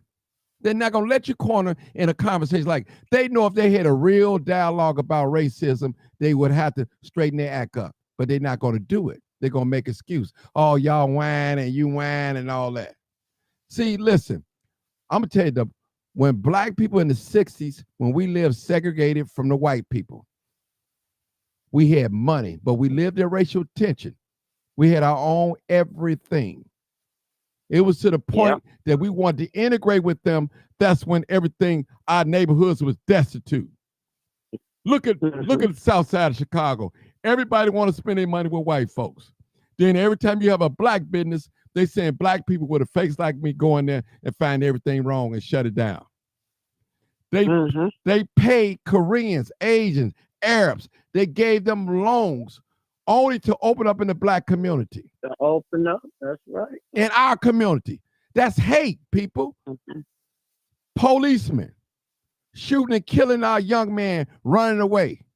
Ambulance allowing our young black men and women to die on the scenes. Firemen allowing our people to die in these fires. You know you could have got them out, but you left because they black. And I'm going to tell you, black people, don't ever expect nobody to treat you fairly if they view you as their enemy. They're not going to treat you fairly. They're not going to do right by you. They'll tell you to love your enemies, but they'll never love their enemies. And you are their enemy. And I don't speak for all white people. Don't get me wrong. All white people are not like this, but it's hard to find one that's not. I'm telling you. I had to say that, people, because it needs to be done. You know, anytime you hear a person talking about that's ghetto, you know what I asked them? Well, how you know that's ghetto? What are you comparing it to? You comparing it to white people. If white people don't do it, that means that if they don't do it, it's ghetto. Black people, you ought to stop that. We are different. We think different. Listen, our young people like the way their pants sagging. I don't understand it. That's their fashion. They like it. But guess what? That ain't going to stop white folks from selling them pants to them. They ain't going to stop that. They're going to get that money. They're going to get that money. Trust me. That's it. Now, if these black young Hey, Mark, you got a point. Brother Mark. That makes sense. Yeah. But you guys look at this a stark difference now. Now, white people wear their pants sagging, but they doing it like in skateboard competitions with different things. But when you got a person, hold on, brother, old time. Let me stop you right there. What's the difference between Cools and Salem? They both cigarettes. They same thing. Same thing. It's the same. Don't make no excuse, brother. No excuse. If it's wrong for black people, it's wrong for white people. Period. They don't set the standard. Nobody died and left them God. Nobody died. We all got to die. We all got to stand before God. Period. Nobody died and left them God. So I'm not no idol worship. I don't worship white people. I ain't never desired to be white. I'm proud of who I am. I love being. That's who black. I am. And that's what a lot of y'all need to be. You need to start loving yourself and quit looking at them fake images on this news and stuff like that. They don't do everything right. These people hate us. You go on some of these jobs, they got these unions on lockdown. They got it where you can't, listen, people can't even hire you unless they go through the union. You know, they got these jobs. They don't want black people to eat. Come on now, listen, let me say how white people think. Let me tell you how they think. Listen, white people don't care nothing about no Bible. They don't care about the laws that they put in the Constitution. They're gonna make sure they people eat first. And I ain't mad at them. That's how they think. Now, I'm gonna tell you another way how they think. I know how they think because I didn't study them. Still study them. You can put a black person and a white person right next to in the same classroom. You put a map in front of both of them. Now, the black person's gonna look at the map. He gonna see lines, Illinois, Tennessee, California, all that, a world map. But you put a map in front of a white person, he looking at it, everything is his. All this is mine. That's how he think. When he in school, he's not thinking to be the laborer. I'm going to be the CEO of IBM, AT&T. You're thinking about just get a good degree and work for a good company. That's your mindset. But you got to get out of that, people.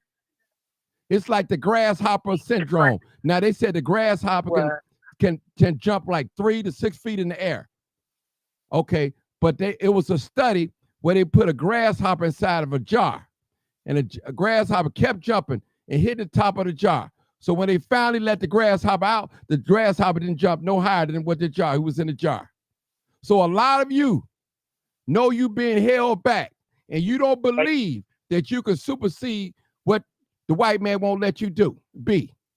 Because a lot of us, we're afraid of death. Well, you know they killed King. You know they killed Malcolm X. So what they do, they put a lid on your thinking because you're afraid of, listen, you're not going to be here forever. Don't none of us want to die. We can't predict how we're going to die. We don't know if we're going to be poisoned, or we're going to have a heart attack, a car accident. We don't know. But we know we got to leave this place, and we have to excel. We have to excel, people. This is real conversation.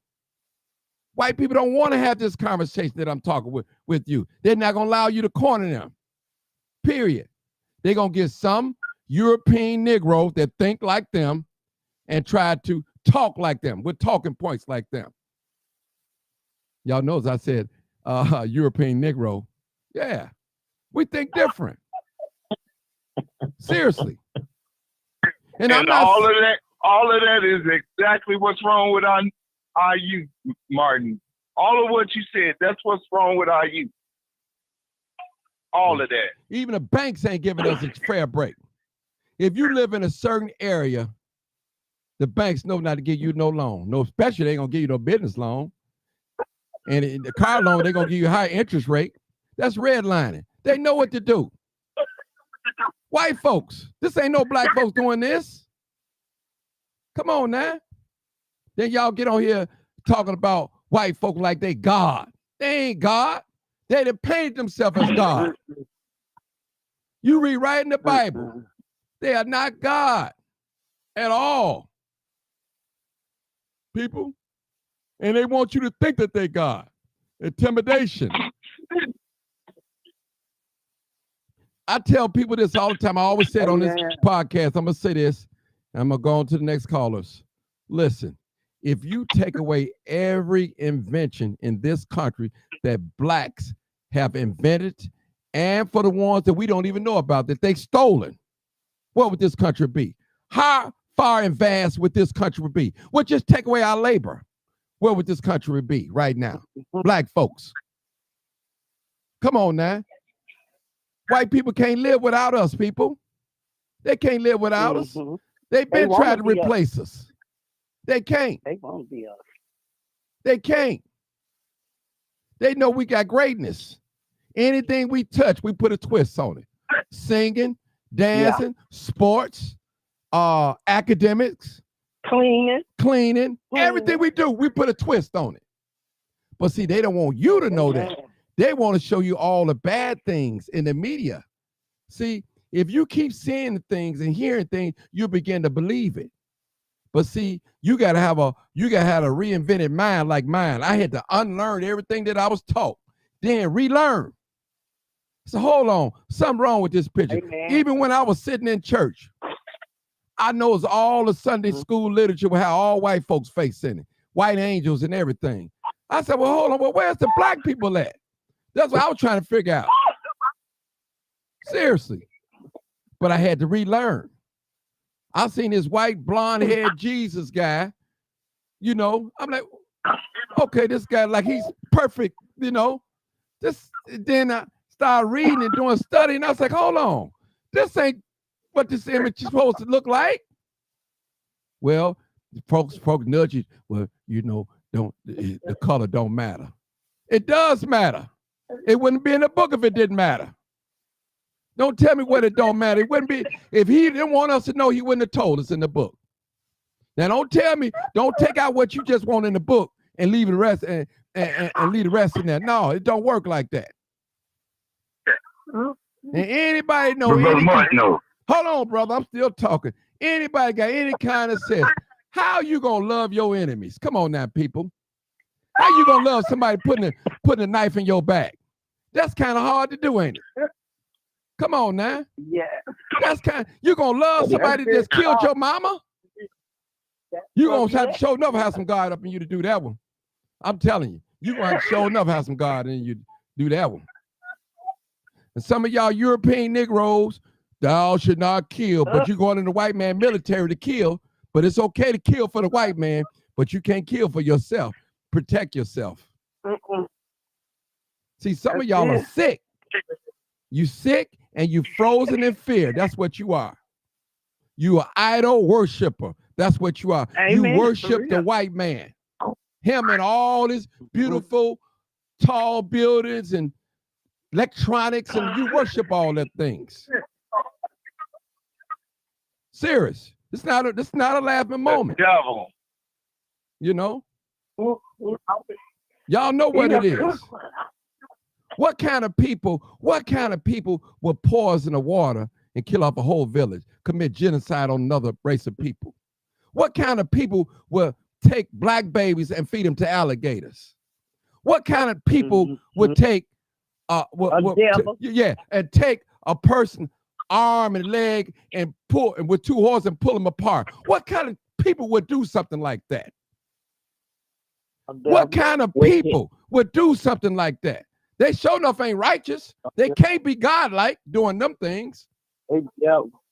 What kind of people would take all the buffaloes and kill them all together so you know that these particular race of people depend on the buffalo? What kind of people would do things like that? What type of people will send missionaries in to spy on the land and they all come back and tell them next day they in war? See, people, you got to watch your enemy. I know who my enemy is. Trust me, I know it. And I know, listen, I know everybody that's friendly with Martin Johnson is not my friend. All right? I know that. I know the difference between a person being friendly and it's not my friend. I know the difference. Trust me. All goodbyes ain't gone and all smiles ain't friendly. So you better beware. You got to watch, people, because we living in a wicked place. And these people don't mean us no good. Trust me.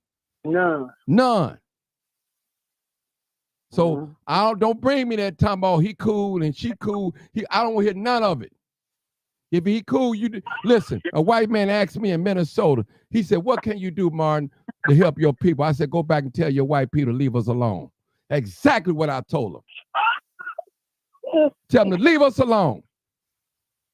That's exactly what I told him. He knew. He didn't say nothing.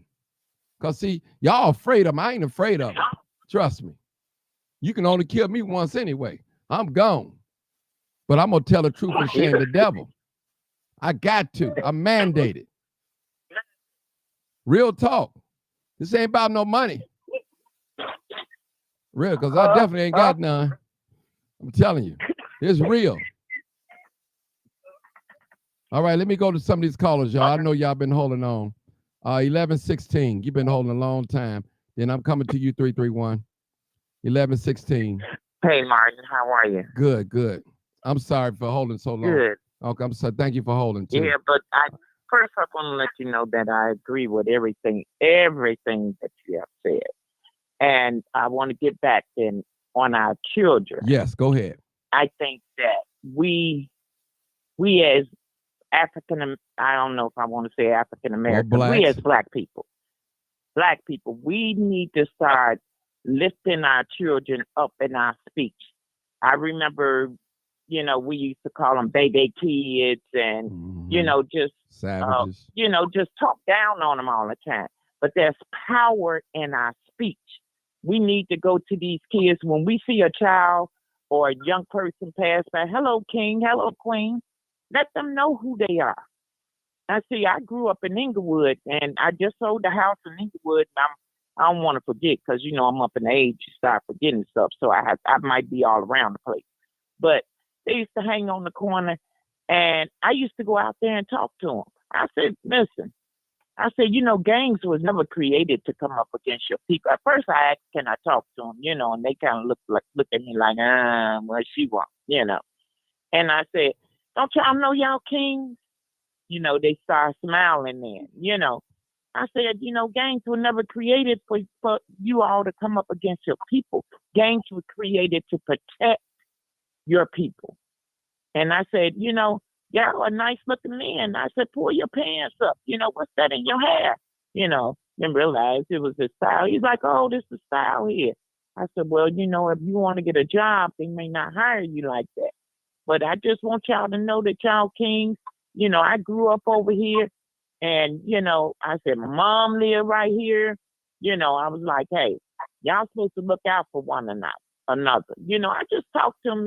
And then I said, I know y'all think I'm crazy or whatever. He said, well, at least you care. I was like, that kind of did something to me. These young people are looking for acceptance. They're looking for love. And some of them kids, you might have to pull out the fire. And a lot of this trauma, yes, it is. It goes all the way back to slavery. Because guess what? Their parents and their parents' parents, all of them that went through trauma because, you just pass that trauma along. From this is how they raise their children, then you raise your kids the same way, and it just goes on and on and on. And that's what a lot of the discipline, they call it, when you get to whipping your kids. That's trauma. I mean, some of them need it. Don't get me wrong. It's not going to kill you. I believe in discipline, but I don't think that you should be taking extension cords and stuff whooping your kids, putting whips on them. I remember one of my girlfriends when I grew up, she had her father whipped her with what you call an inner tube. With an inner tube. And she had a cut so deep in her leg, she was laying on the couch for almost a month. And her sisters had to take care of her. And then she just got so where when he wanted to hit her and whoop her, she wouldn't move. She couldn't even cry anymore.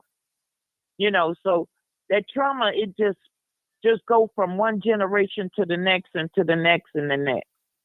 So let us lift our children up. Let us pull some of them out the fire if we can. Some of these kids we know. Say, listen, I'm going to help you. I'm not going to allow you to down these streets. And you're going to find something for them to do. You're going to go, hey, come take a ride with me or something. We have to figure out some ways of trying to get them busy. The idle mind is the devil workshop. Then I want to go back to the racism now. Racism has been taught in the church. So if the church don't have it right, how do we expect that anything outside the church to be right? I'm a Christian. I love God. But we must teach what's going on. It's taught in the church. And no, these white people, I don't care Republican or Democrat, they do not like us. And they've been trying for decades, for years, to get us up out of here. They can't. Because we are the first born on this earth. They come from our growing, from our ancestor growing. Every human being on this earth has black in them. And see, now that we have smartphones and everything, we're learning more about ourselves. Not that we was taught this stuff in school, but we're learning more and more about ourselves. And now it's time for us to walk in who we are created to be. We're created to be royalty. We're created to be above and not beneath. And we're created to unify. We're supposed to be together. We got to stop being crabs in a barrel. We got to stop pulling each other down. And yes, we need our men. We need our men to step up. We need them more than anything now. I see it, I work in the community. You know me, Martin. I work in the community. And I see a lot of silence in the community. Then there was a young lady, she talked about the trash. Okay, well, a lot of wind blew a lot of trash in our community. I'm out because we got commercial flower pots in the community on the south side. And just when you're trying to work with a community, you have to try to beautify it. So I see a couple, they out from Halsted, they go all the way from Halsted all the way to Wallace cleaning the curbside because they said they got tired of looking at it. So I'm like, that's what I'm talking about. This trash don't have to be in front of your house for you to clean. This is your community. This is your neighborhood. Meanwhile, you got the Mexicans that bought the house right next door to them. Now, I just sold the house in Inglewood. I told you I'm be all over the place. I just sold the house in Inglewood, which was my mom, because I'm taking care of my mom now. She lives with me. But I tried my best to sell that house to an African American. You know what? Their loans wouldn't go through. But this Mexican 28-year-old woman that barely speaks English, her loan can go through. Now, why is that? So we got to understand what's going on. They're not giving blacks these loans. It's been proven. We must understand that. So we're going to have to try to put our monies together and work and help our own people. And we're going to have to start getting back down in that dirt and start digging and planting our own food. Because what they giving us out here, it's probably something wrong with it anyway. I used to always say it's in the water or the food. Food like substance. Stuff ain't real. A lot of stuff is not real. It's fillers. Yeah, it's modified. It's modified some type of way. Well, so let me say this real quick. Hold it, sister. What type of race of people would put poisons in food? See, just think about it. Hold on. Listen. Well, they said, well, Martin, it's not enough in there to kill you, but if you keep eating enough of getting your body, it's gonna set up poison.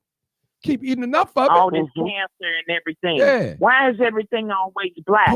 We have the high blood pressure, we got the diabetes, and so when COVID came along, it just killed a bunch of blacks. Oh yeah, by design. That's a bunch of crap. Well, yes, that's by design, and they in the hospitals too. Yeah.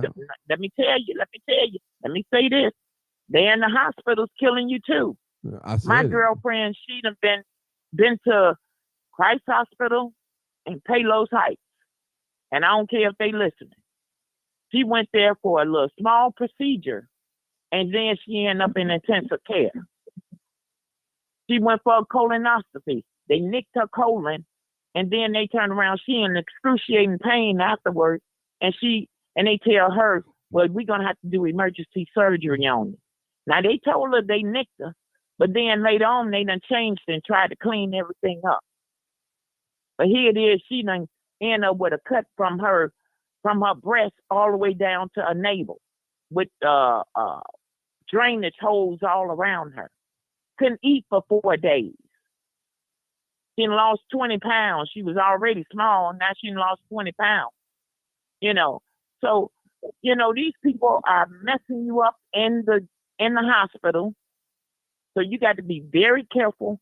Watch what you sign. Watch what you sign when you go to whatever, because they don't want to be accountable for their malpractice. So it's a lot that's going on. They're trying to hit us in every direction that they can. And it's genocide against black people, and especially our children, because our children are the seed. They are the ones that is going to produce more children. And they're trying to stop it, but they can't. We need to go, maybe we need to go back to midwives. Because you can't trust. And then they saying a lot of women are dying giving childbirth now. Mm-hmm. But it's a war against why is that all of black women? But see, the thing is, black people don't like this type of talk because it's uncomfortable. Because they know when you put talk out like this, they're going to have to go to war. They don't want to go to war. You know what I'm saying? But they're in war with you. They're in a silent war. If they could knock off 2 or 3 here, listen. How could a people convince black people you shouldn't have no baby because you can't take care of it? You can't take care of it. You can't let nobody tell you when you should live and die. The insurance companies tell people, well, we ain't gonna pay for this procedure, but we'll pay for this. That means, okay, well, the doctor's got to pull off. Come on, people, that don't make no sense. Now I need $1,000 pill. Hold on, I need $1,000 pill. I need 10 pills. They cost $1,000 each. Now the insurance company won't cover it. Now what? I gotta die now. I gotta die. Right. This pill, through medical science, can help preserve my life for another 2 or 3 years, but I can't get it because my insurance company won't cover it. People, we living in a wicked world. Wicked world. Free. It is. Should be free. Wicked. But we must come together. We must come together and we pray if we want to survive. And we need to pray. This is a spiritual war. Yeah.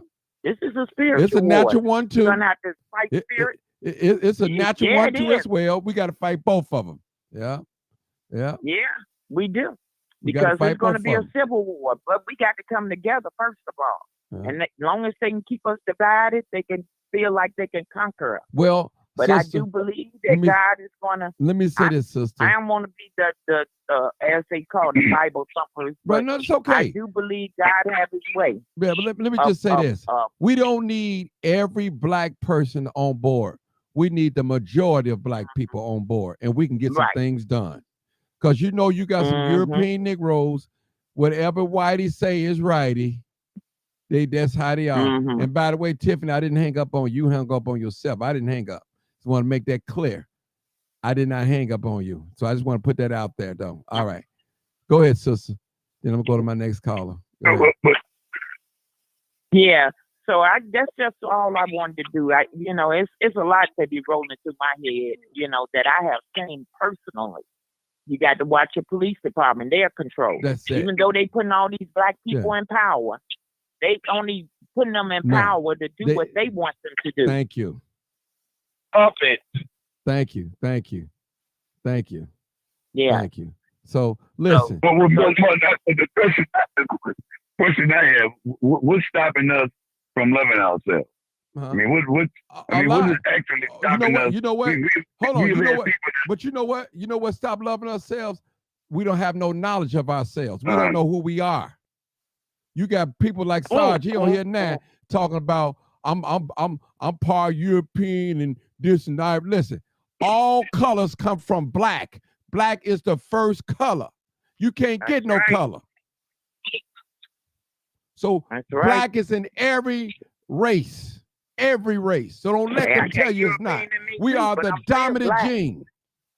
So you got to study stuff there. Listen, the reason why we don't love ourselves because we don't know who we are. We don't know who we are. We're trying to find out who we are. We've been lied to. We've been lied to. That's what it is. We've been lied to. That's why we don't love ourselves. But we don't have but we don't have this problem in Africa, though. I mean, we got that problem here. They got that problem. No, they got that problem in Africa, too. Trust me. Because you got folks in Africa buying cream, want to lighten their skin up. It's over there in Africa, too, buddy. That's right. Yes, you got Africans over there buying that cream, that cream to lighten their skin up. It's over there, too. Lighten up their skin. Yeah. And they lighted it in. Yeah, we got that problem in Africa, brother. And we got to know who we are. They put on TikTok, dressing, revealing. Yeah. And let me just say. Okay, but do you think? Well, I have a question. I mean, do you think that we would be able to have dialogue in front of white people and talking about we got to support ourselves when you don't hear white people saying anything about their race at all? They just go out and do it. First of all, let me say this. Hold on, brother. I try to educate you. Hold on, let me educate you. Hold on. Let me educate you a little bit. First of all, white people move on code. They ain't got to say that. They talk too. Trust me. They talk. They'll go on a golf course and talk. Trust me. With no phones and nothing there and talk. They talk. Don't think. Listen, white people didn't get all this power being a Christian praying to Jesus Christ. They didn't get all this power. They got this power through killing and murder and deceit and lies. That's what they got this power. They rule. Listen, and had in their hand. They rule with that pistol. When you don't do what these white folks do, you know what they're gonna do. They're gonna destroy your character. If that don't work, they're gonna kill you. You already know what their plan is. Yep. It's the same playbook. Look at some of our black leaders that was effective. Come on, brother. They on code. They know the business. We don't. They know our greatness. We don't know our greatness. They know that. And all these European Negroes talking about, I got Irish in me. Yeah. You know, listen. Old timer.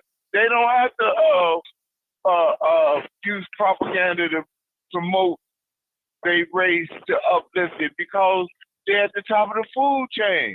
Automatically. Everything. That Bible you reading, those are their words they put in there. How you gonna read the Bible? Mark, Matthew, Luke, and those are Englishmen names. The English language ain't been around 2,000 years. Come on, people. They made them names. Adam and Eve. That's white people names. Come on now.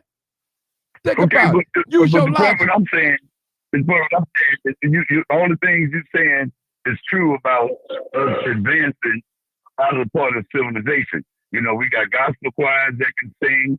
We had rock and roll bands that can play. We had people that can play the piano and different things. I found out a lot of white people got all that stuff too.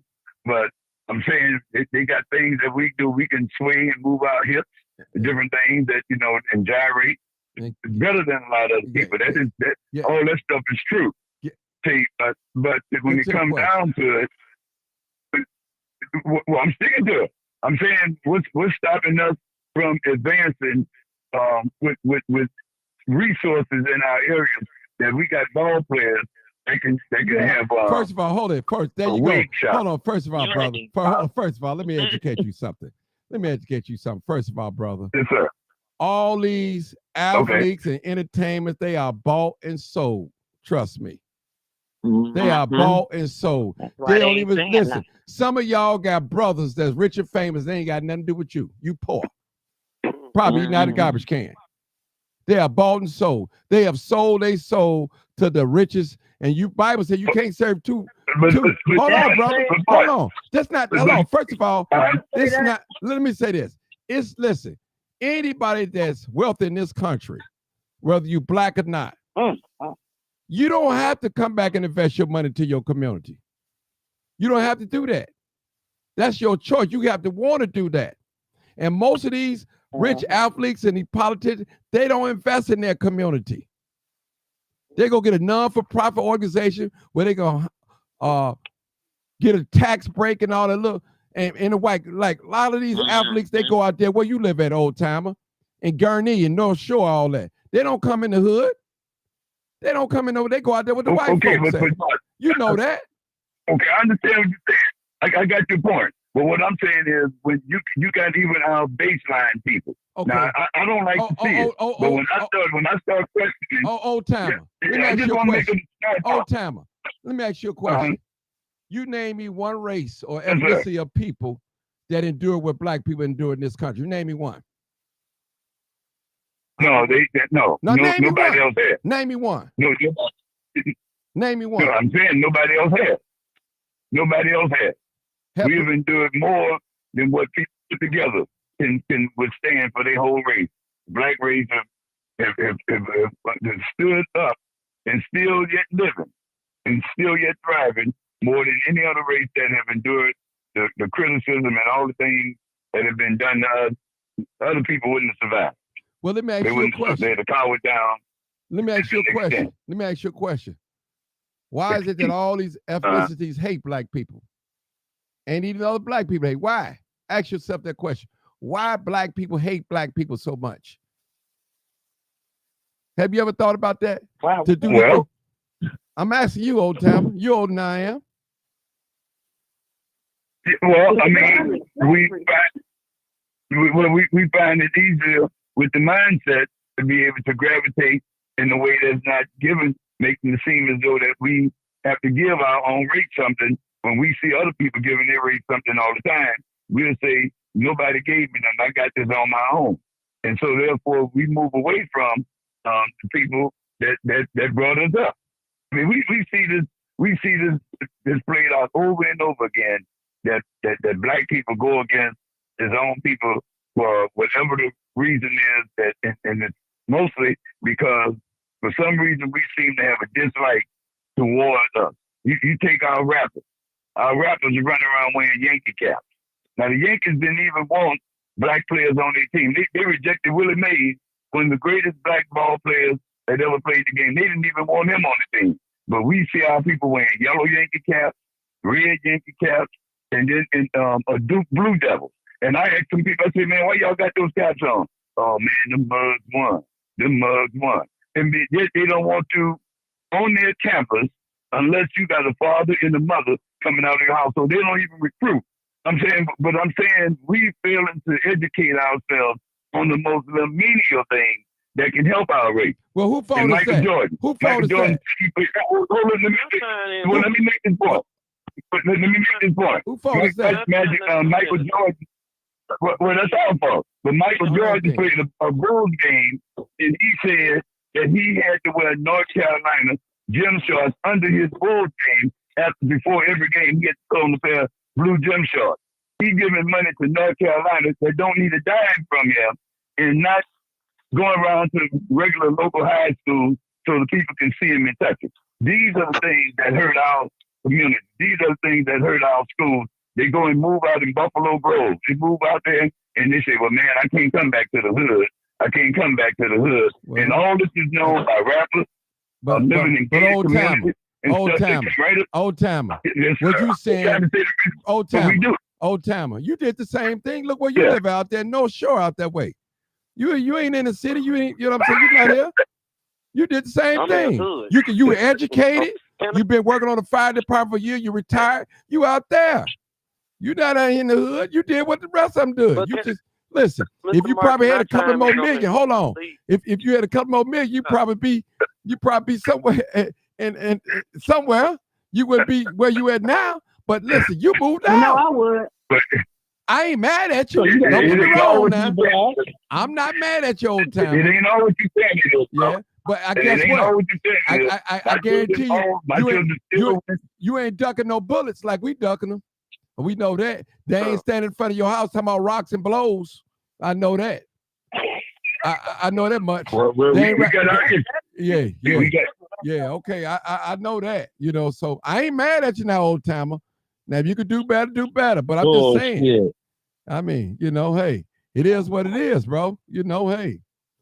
You know, some people got they just But can't. I think it's okay to move out. But Yeah, I didn't say nothing wrong with it. Come back and fight with your people. Listen, Come back and help. I never Don't said forget what you done came from. sisters. I never said there's nothing wrong with it.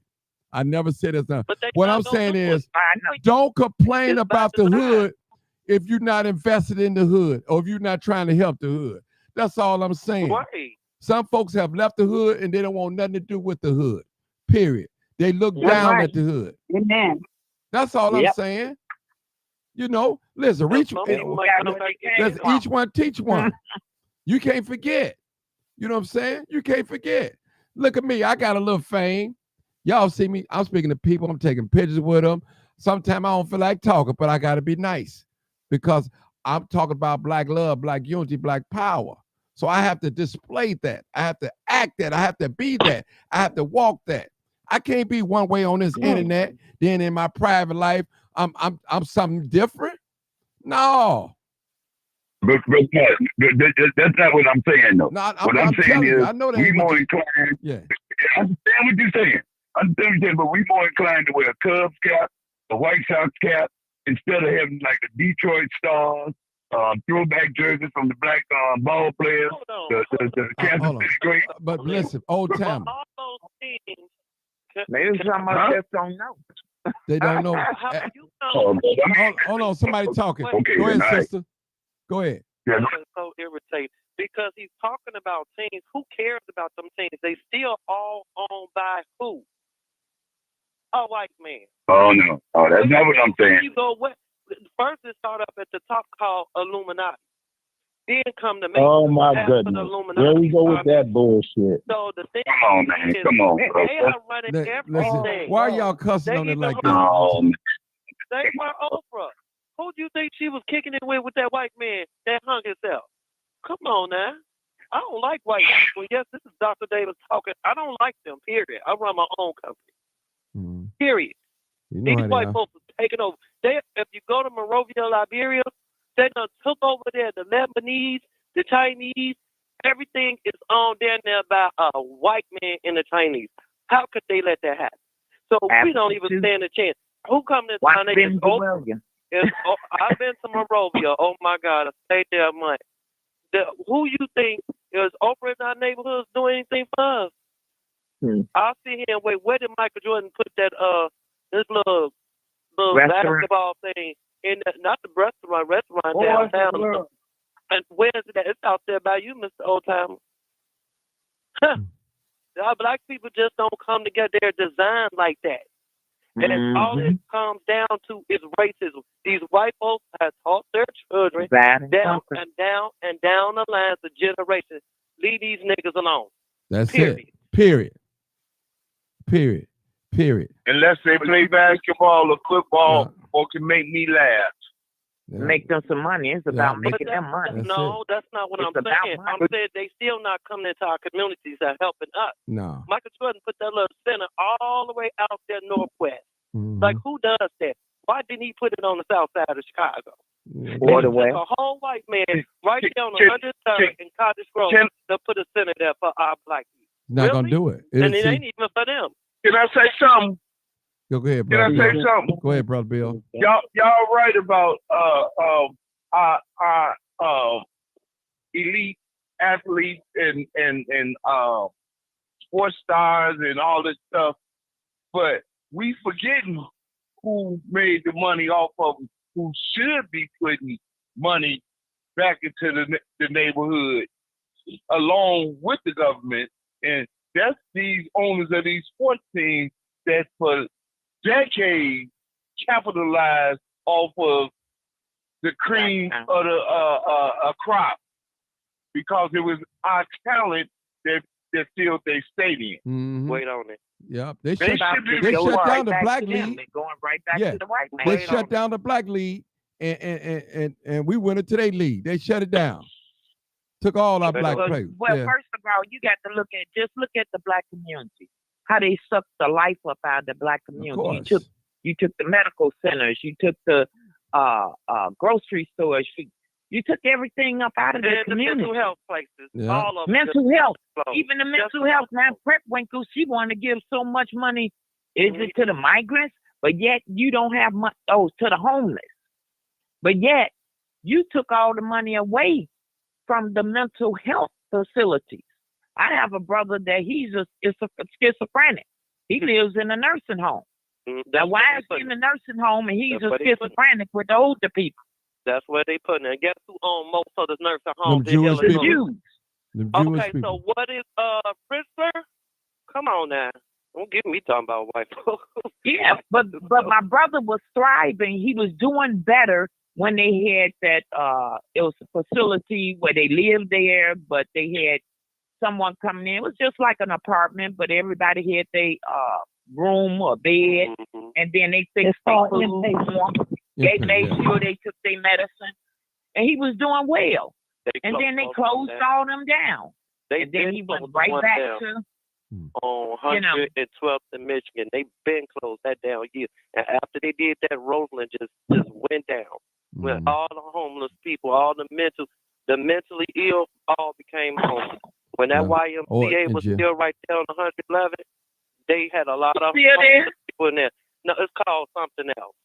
They don't have them in there like that. Right. They don't have the mentally ill in there like that because they can't, because they'll take a chance. They even closed the Salvation Army down, where they used to take a lot of people that was on drugs and homeless and stuff in. But that was on Monroe.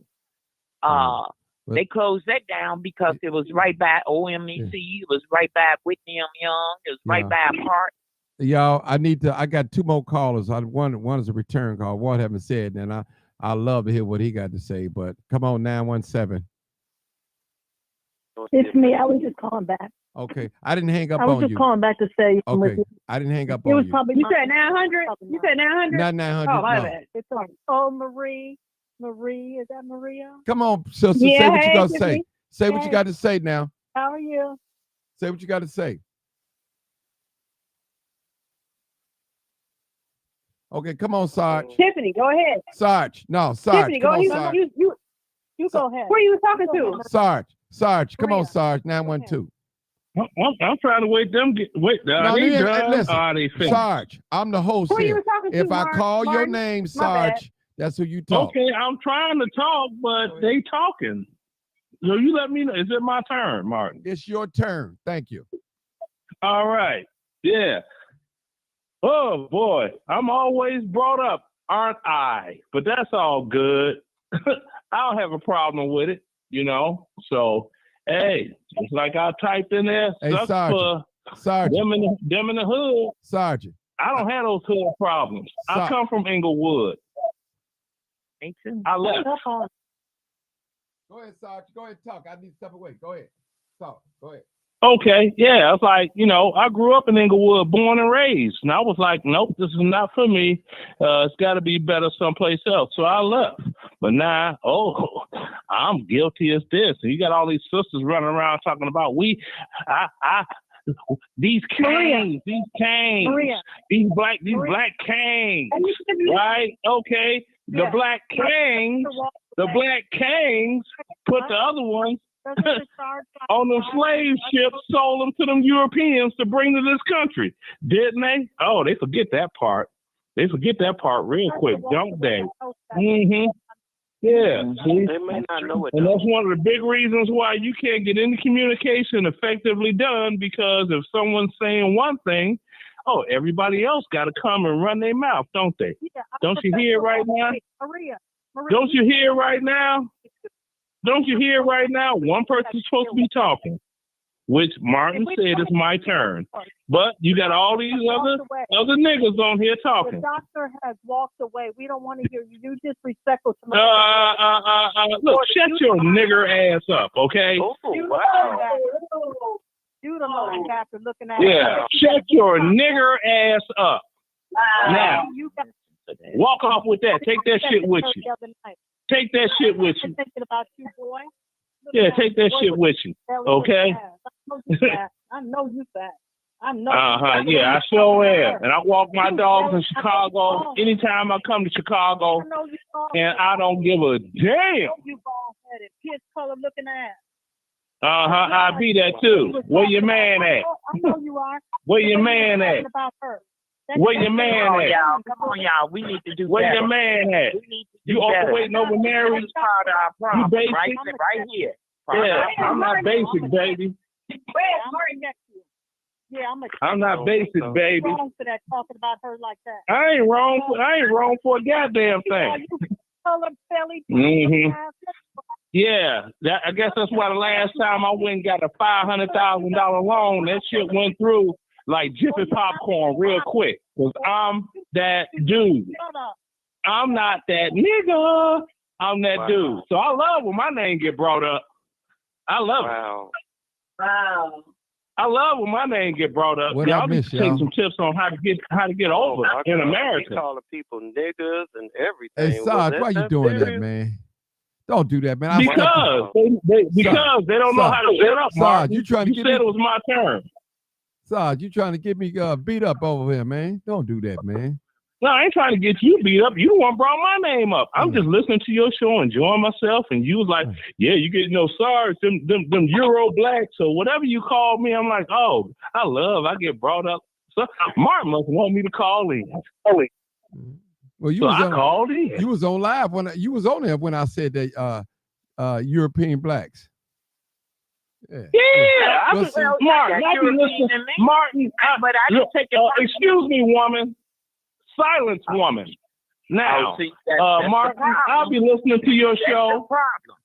I'll be listening to your show, and I won't be in the chat or nothing. I just be listening there because I really, really enjoy your show. I really do. Well, you participate in it all the time, so yeah.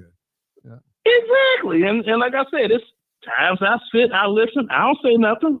Like was tonight, and then you said, "Well, Sarge," and I was like, "Okay, well, I guess he want me to call in. Let me call in." So I called on in, But then, you know, you got these manless, planless ass black women want to run their mouth. That's why they ain't got a man, because they don't know what to do with their mouth. You I going have a husband. Sarge, listen, me and you don't agree on everything, but we Okay, well, respect that's each other. all good. Whatever. I'm just saying stuff out there just to get under people's skin. You know what I'm saying? Don't do that, man. We've been having a good time. Now you gonna make it about you. I know we're having a good time, but remember, Martin. Remember, Martin. He's a miserable. He's miserable. He's an old man. He's miserable. Okay. Yeah. 900. Can I say something, y'all? Please, Yeah, go ahead. Please, can Go I ahead. say something? Go ahead. Because that's what I'm talking about. That was very inappropriate. Now, I wasn't speaking while I'm extra inappropriate. But I was not speaking when you were talking. I believe in listening. Now, I probably have just as much money as you, but you don't see me on here bragging. You don't see me on here calling people names. See, we need men to be men. Role models to our sons. Not, I don't have a son, I have a daughter. And my husband is a role model to his daughter. Not calling people names, not calling women. You don't know who got what on this line. I don't care either. Don't nobody care what you have. I thought that was really exactly. So it's even Steven, baby Kate. Let me see this. We even. Let me see this. Let me say this. All of us could get on Me 1, 2, 3 and all them other shows, the little swap your mouth one or me and all that, and get our DNA test, and they all gonna say the same thing. We all got European on us. We all got German on us. We all got Nigerian on us. We all got. So I'm not impressed. But I just thought that was real disrespectful for you to get on it and talk about them young ladies like that and call them niggers. That's where the white man wants. No, that wasn't just that was across the board thing, because I found it very funny that old timer, because he's not living in the hood dealing with gunshots, he's one of them. Oh, so what? You got. So what's the requirement? You got to be living in the ghetto to be black. Them young boys coming out there in them suburbs, sir. Oh, well, that's those suburbs. Oh yeah, they are. Oh yes. Well, baby girl, I live in Georgia where we do things right. What did they do at Carol Stream? What did they do in Bowling Green? I don't know what they do in Carol Stream, but I know around here in Georgia, we got the castle doctrine. We do things right. Please don't. We do it right in Georgia. Georgia, I'm done with Georgia. Please, I'm done. We do it right in Georgia. Okay. What happened? They was breaking in my car. We do things right down here, baby. Hold it, Sarge. 900, come on, so we can close this thing out. Come on, let me go. Take us home. Land this plane, 900. Whatever you got to say. Oh, well, I just think, man, what do I think? Because y'all been. I know we said a lot of things. We'll just say something. Say something. You know you're gonna say something to trigger somebody anyway. So. Go ahead. Go ahead. I want to ask Sarge though. Where in Georgia did you live? Tucker? No, I live in Stone Mountain, baby. It's 85% black. Stone Mountain. Where is Stone Mountain? 85% black. Use your Google. I live in Stone Mountain. It's 85% black, and we do things right, baby. I know where Stone Mountain is. I'm asking you where in Stone Mountain? He gonna say you where live downtown Stone Mountain? You ain't finna, baby girl. You ain't finna come and give me no nookie. Why you want to know exactly where I live? You already know what it is. That's it. Baby, if you ain't coming by. If you ain't gonna come by the crib and so I can see what that mouth do, I'm not giving you my address.